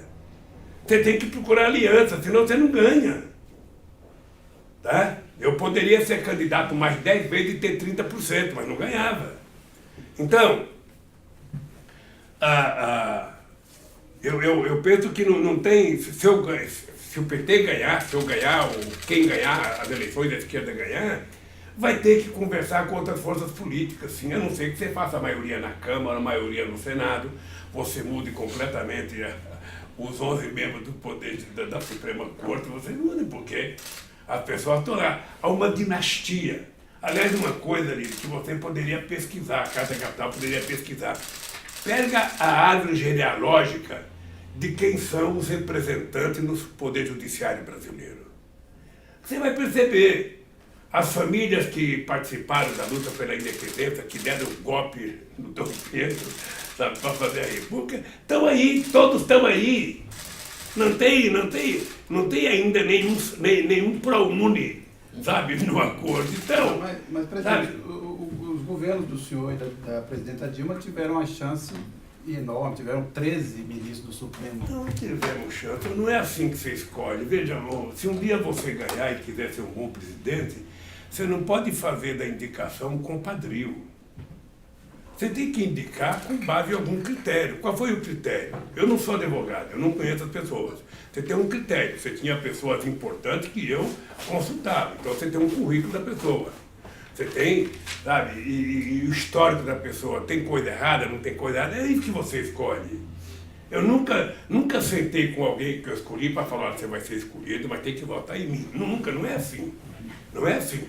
Eu tinha gente que eu confiava e que eu pedia aconselhamento, gente importante, gente que eu confiava e que me indicava, olha, mas Lírio, a vida é assim, sabe, não tem gente que casa e um mês depois está separado? Não tem? Tem, claro. Não tem time que contrata um jogador por uma fortuna e um mês depois o cara está fora do time porque não prestou? Ora, quando você indica uma pessoa, você indicou uma pessoa que era um profissional da área. Agora, quando o cara bota toga, o cara pode se achar Deus. Tem, sabe? E aí o cara fala, pô, quem é um presidente perto de mim? Quem é um governador? Eu sou um fulano de tal. Sabe? Obviamente que não é todo mundo que pensa assim, tem gente que sabe para que está lá. Eu tenho orgulho de nunca ter pedido um favor a nenhum deles, porque eles não foram indicados para me favorecer. Eles foram indicados para cumprir exatamente o que está escrito na nossa Constituição. Mas não cumpre. Pois é, mas aí não é culpa minha, aí não é culpa minha.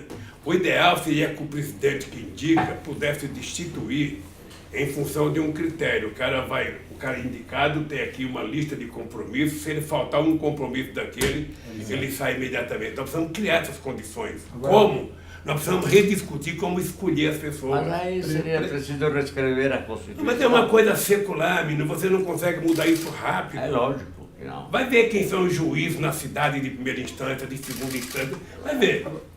Agora, presidente, ainda não tem nenhum sem terra lá. A gente foi avisado aqui, a gente está entrando na meia hora final, infelizmente, e tem algumas questões que a gente acha que precisa tratar. Por exemplo, Trump, primeiro. O senhor acha que ele vai ser reeleito e qual a consequência da manutenção do Trump no poder nos Estados Unidos para o Brasil e para o Bolsonaro? Primeiro vamos ter clareza por que o Trump ganhou. Tá? O Trump ganhou porque o Trump utilizou a mesma metodologia que foi utilizada aqui no Brasil. Ele foi o estimulador do ódio, da discórdia e da mentira. Sabe? E Ele usou os mesmos métodos. E por que a Hillary Clinton não era a melhor candidata? Tá?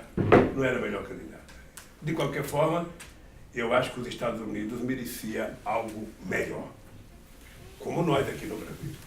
Bom, se ele vai ser candidato, eu sempre digo o seguinte: qualquer pessoa que é presidente da República terá possibilidade de se reeleger se a economia estiver bem.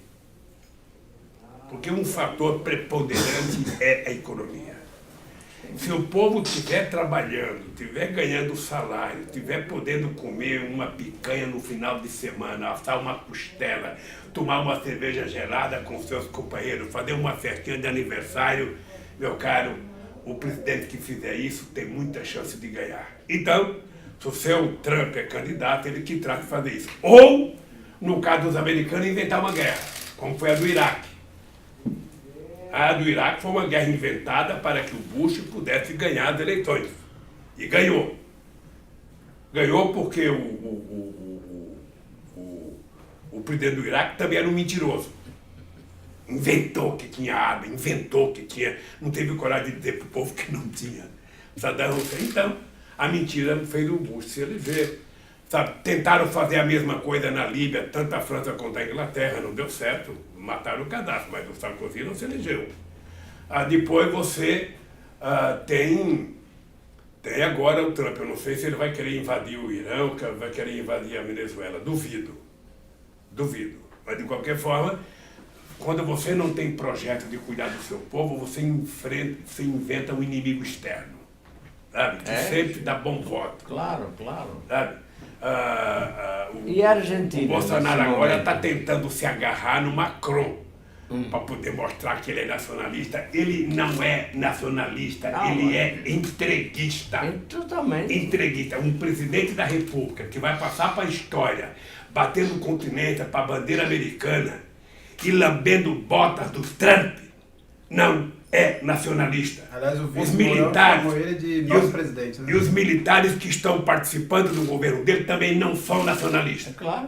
Aliás, o que o senhor achou dessa convocação? O Bolsonaro convocou para o dia 7 de setembro os brasileiros a saírem à rua de verde. O que o senhor acha aí? Para mostrar patriotismo e apoio ao governo. Olha, como eu era republicano, eu convidava o povo para ir com a roupa que ele quisesse ir.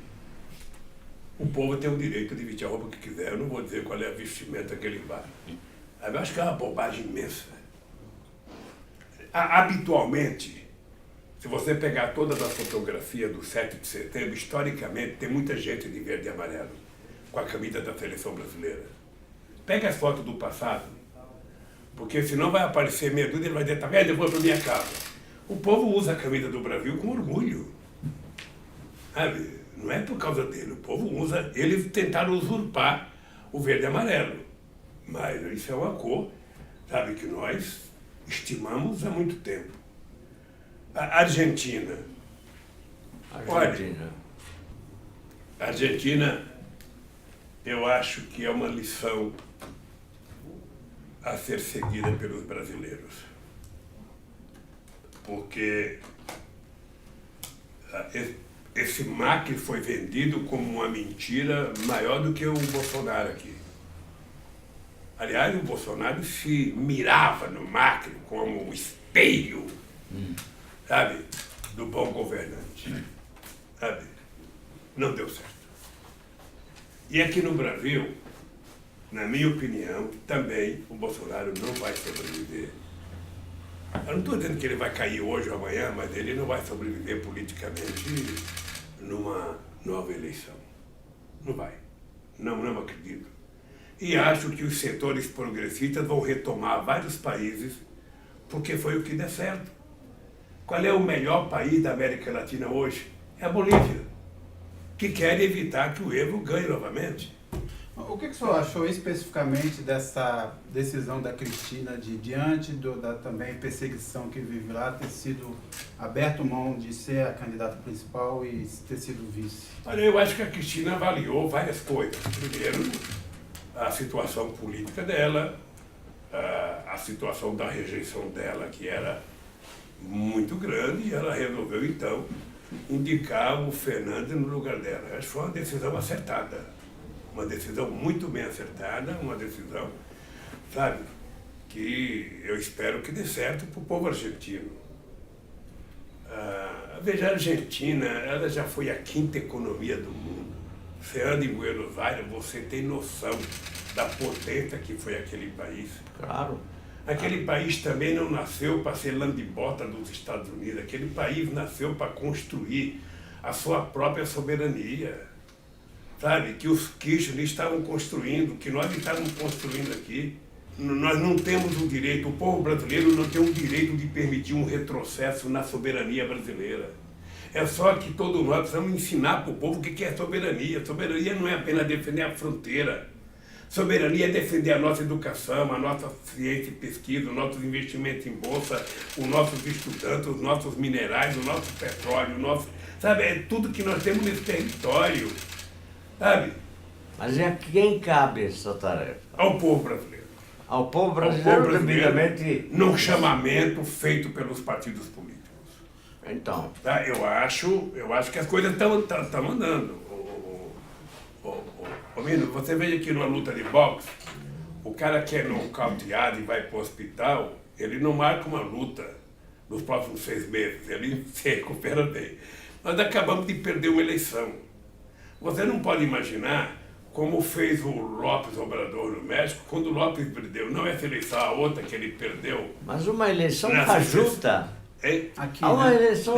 Foi fajuta, mas nós não fizemos, sabe? Eu não sei se certo ou errado, mas a verdade é que a gente não fez o papel de questionar o processo eleitoral.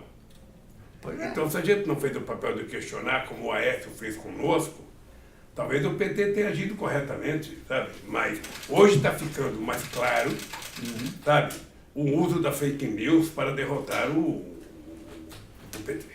Quer dizer, fajuta é uma falseada. Mas de qualquer forma, a eleição começou a ser fajuta quando o Barroso deu aquele voto me tirando da eleição. Sabe? Aquilo é o fim da picada. Um juiz sozinho, ele decide, sabe, tirar um candidato que tinha 40% da opinião pública querendo que ele fosse presidente. Eu não tenho dúvida, não por méritos meus, mas porque a sociedade brasileira me conhece bem, que a gente ganharia as eleições no primeiro turno. Eu não tenho dúvida disso. E não tenho dúvida de que o Brasil não estaria nessa situação. Mas é claro. Porque é o seguinte, tem uma coisa que eu me orgulho, é o seguinte, é entender de povo e saber cuidar desse povo. O problema é que, para mim, povo não é número, povo é um ser humano. Para mim, a fome é uma doença invisível. Tá? Às vezes você pensa que o cara tá conversando com você e ele está bem, você não sabe o que está acontecendo dentro da barriga dele. E garantir que a pessoa tome café, almoce e jante todo dia, que a pessoa more decentemente. É por isso que eu tenho orgulho de começar a fazer o maior programa habitacional da história desse país e dar casa bem baratinha para as pessoas que não podem pagar. Tudo isso eles sabem que é como gasto. Na verdade, meu caro, cuidar do povo é investimento. Agora, presidente, a gente sabe que nada disso aí foi feito para abrir mão do poder rapidamente, né? A minha pergunta é o seguinte, num fracasso retumbante do governo Bolsonaro, que é o que se desenha nesse momento, o senhor teme alguma solução, teme que venha uma solução mais autoritária, um rompimento definitivo com as regras democráticas?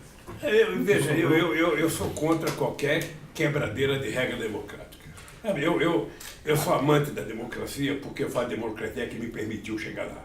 Eu poderia chegar ao poder ou por uma revolução armada, mas não sei atirar. Sabe? Assim, mas eu pergunto o contrário, o senhor acha que quem tomou o poder dessa forma não pensará numa solução mais radical caso o Bolsonaro ele vai sair errado? dessa forma. Ele vai sair dessa forma. Então, veja, eu acho que a via democrática é a solução mais segura para a gente ganhar e para a gente governar. Quanto mais democracia, melhor.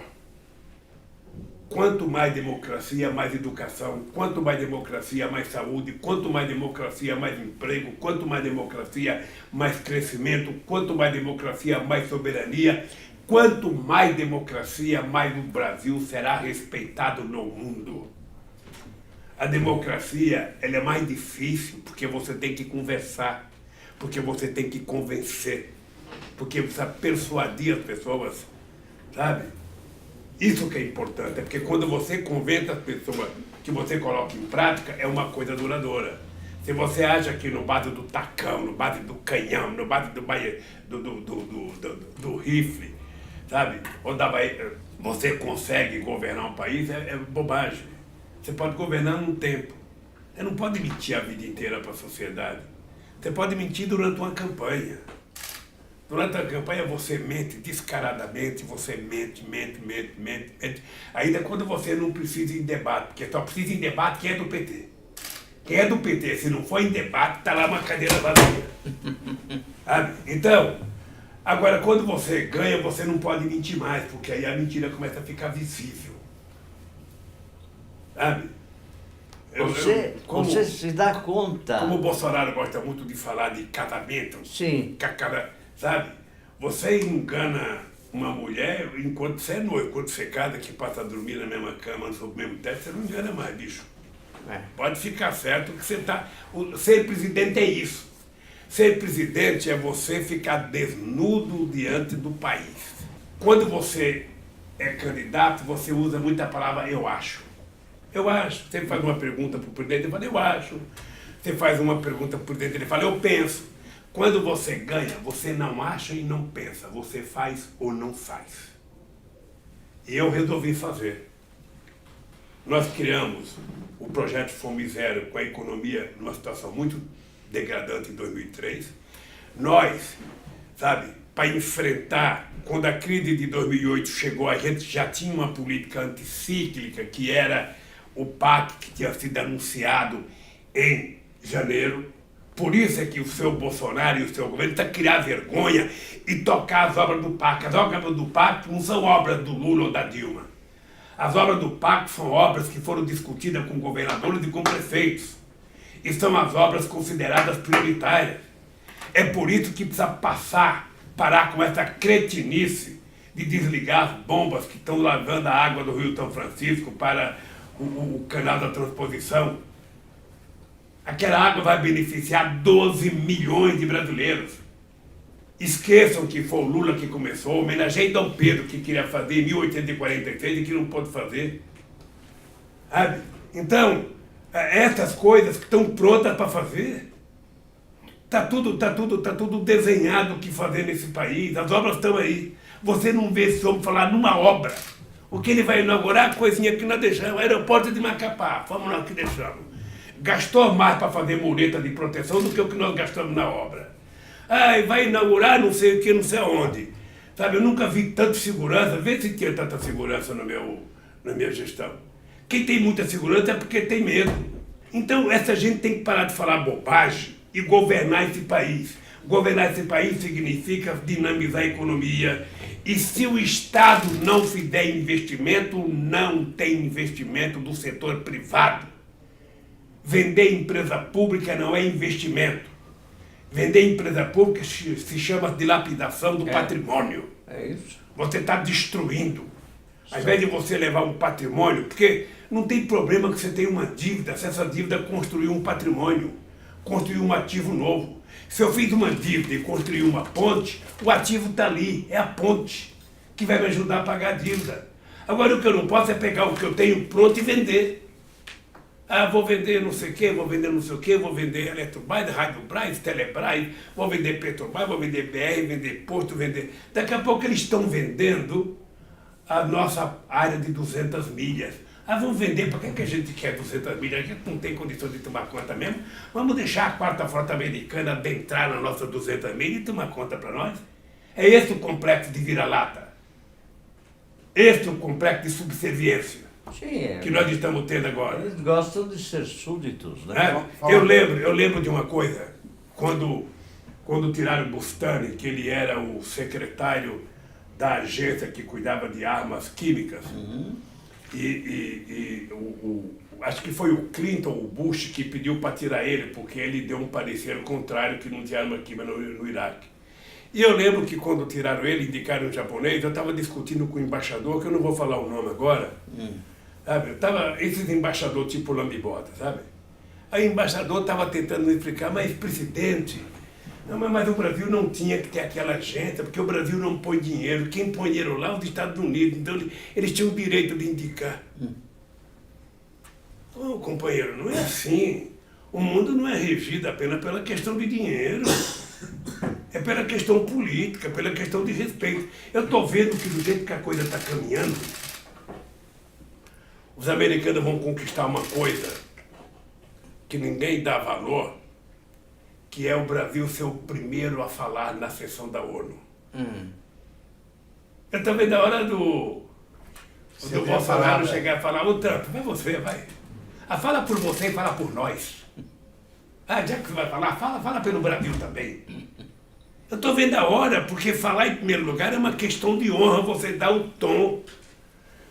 Eu lembro que quando eu fui fazer um discurso contra a política americana, o Bush estava me ouvindo.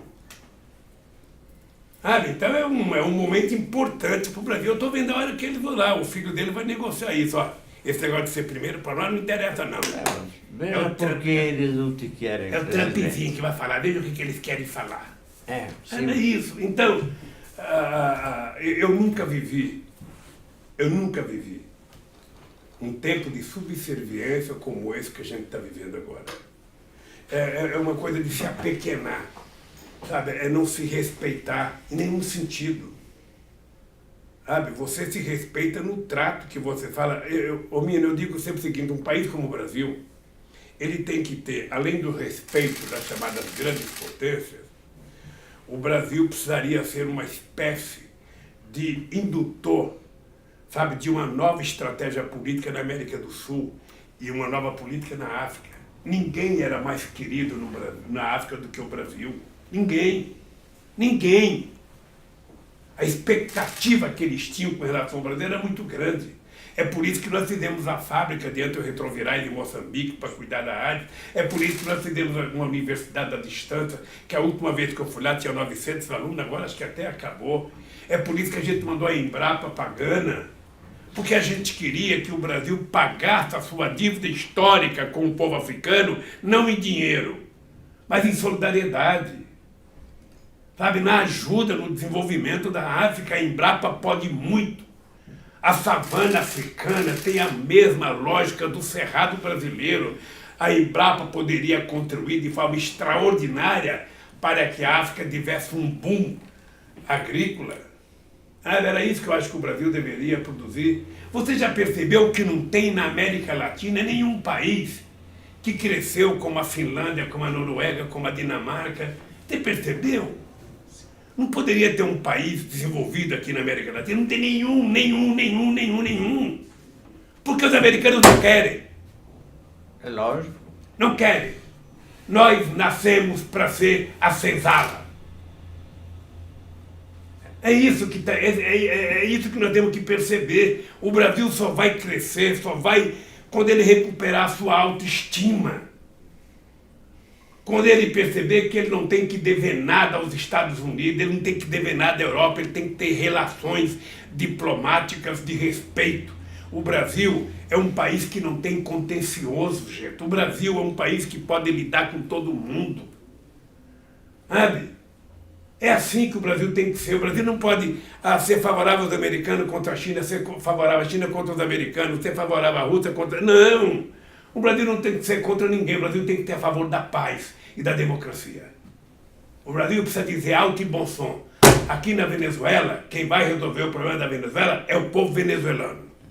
Se tiver alguma crítica ao presidente Maduro, peça uma reunião de presidente para presidente e discuta com ele como se fazem os seres civilizados do século XXI. É assim que se faz as coisas. Agora, você ficar subserviente, o Brasil abrir mão da sua indústria naval, da sua indústria de gás, da sua indústria de petróleo, o Brasil desmontar, inclusive, pode ficar certo que vai acabar o submarino nuclear, o Brasil vender a Embraer, passar a nossa inteligência para a Boeing. É um desprezo contra, sabe? É como se você fosse casado e cada vez que você abrisse a boca fosse passar mal da tua família. Você não se respeita. Então você não tem direito de ser chefe de família. Um presidente que não te respeita não tem direito de ser presidente. É preciso dizer que o Brasil é dono de si, não pela bobagem que faz, pelas coisas boas que faz. Quando a companheira Dilma criou o Brasil sem fronteira, sem imaginar 100 mil jovens estudando lá fora, como os chineses, que têm milhares e milhares. Sabe, quando a gente resolveu falar, não, o pobre vai para a universidade nesse país, e o companheiro ministro da Fazenda nunca mais utiliza a palavra gasto com educação. Educação, a partir de agora, chama de investimento. Laboratório não é gasto, é investimento. É assim que você vai criar um país. Porque se a gente não discutir essas coisas, nós já nos perguntamos por que o Brasil foi o último país do mundo a abolir a escravidão. O último a fazer independência. Que não acabou ainda. Por que o Brasil foi o último a ter uma universidade federal? Quando o Brasil criou a primeira, a Argentina já tinha feito a sua primeira reforma universitária. O Peru criou a primeira em 1554. O Peru, incrível. A Bolívia criou primeiro que nós. Sabe, você já te perguntou por quê? Então, quando a gente pergunta por que o Brasil é atrasado, de vez em quando você vê uma analista falar, não, porque o Brasil está pior do que o Chile, porque o Brasil está pior do que a Argentina, porque o Brasil... Ora, o Haiti fez a independência primeiro que nós. Presidente, o tempo está acabando. Eu queria só fazer uma última pergunta. Eu tenho uma pergunta que eu queria fazer. Mas eu queria só terminar dentro que, ao invés de a gente ficar perguntando, nós temos que perguntar quanto custou a esse país ser subserviente desde que foi descoberto. Quanto custou a esse país? Ao Brasil. É Sim, isso. É um bom cálculo. Lula, você se dá conta de que se você, tão logo a Dilma foi reeleita, tivesse dito, eu vou ser o seu chefe da Casa Civil. Em lugar de fazer isso, quando já era tarde. E o doutor Gilmar Mendes interferiu imediatamente. Não, posso lhe dizer uma coisa? Diga. O Palácio, Hein? o Palácio do Planalto, Sim. e nenhum palácio do mundo cabe 2 presidentes. Meu caro. Não é possível. Eu, sinceramente, não acho. Mas por que você topou? Eu não topei, veja, deixa eu contar uma coisa. É preciso saber qual foi as circunstâncias que eu, naquela época, depois da 1h disse sim. Sabe? Mas eu não achava conveniente politicamente, porque eu estaria entrando como salvador da pátria. Sabe? Não era eu que ia salvar, era uma mudança comportamental de todo o conjunto do governo. Mas também não vamos discutir isso agora, porque é desagradável. Quer dizer, eu na verdade, cometi, se eu tivesse que acertar um erro cometido por mim, foi o erro de não ter assumido que era candidato em 2014. E não assumi porque eu gosto da Dilma, porque respeito a Dilma, porque democraticamente ela tinha o direito de ser candidata. Isso eu sei. Sabe? Mas depois você querer governar no lugar da presidenta não dá. Na minha cabeça não dá, viu? Na minha cabeça não dá. Então, sabe, o que eu acho é que nós não fizemos política corretamente. Não a Dilma, o PT, a Dilma, eu, todo mundo. Nós erramos na política e colhamos o que plantamos. Com uma direita ensandecida, querendo destruir o pouco que nós tínhamos conquistado de social nesse país. O presidente chegou aqui, infelizmente, ao final. Foram realmente 2 horas voam, né? A gente acha que é muito tempo, mas não. Tinha ainda milhares de perguntas para fazer, mas fica para a próxima. Não vai dizer que você está com as melhores perguntas não foram feitas. Não. A melhor pergunta você tem que fazer no começo. Eu, quando ia dar entrevista, toda vez que eu começava a entrevista, eu dizia, olha, se tiver as melhores perguntas, faça agora, porque quando acabar a entrevista, a melhor não sei.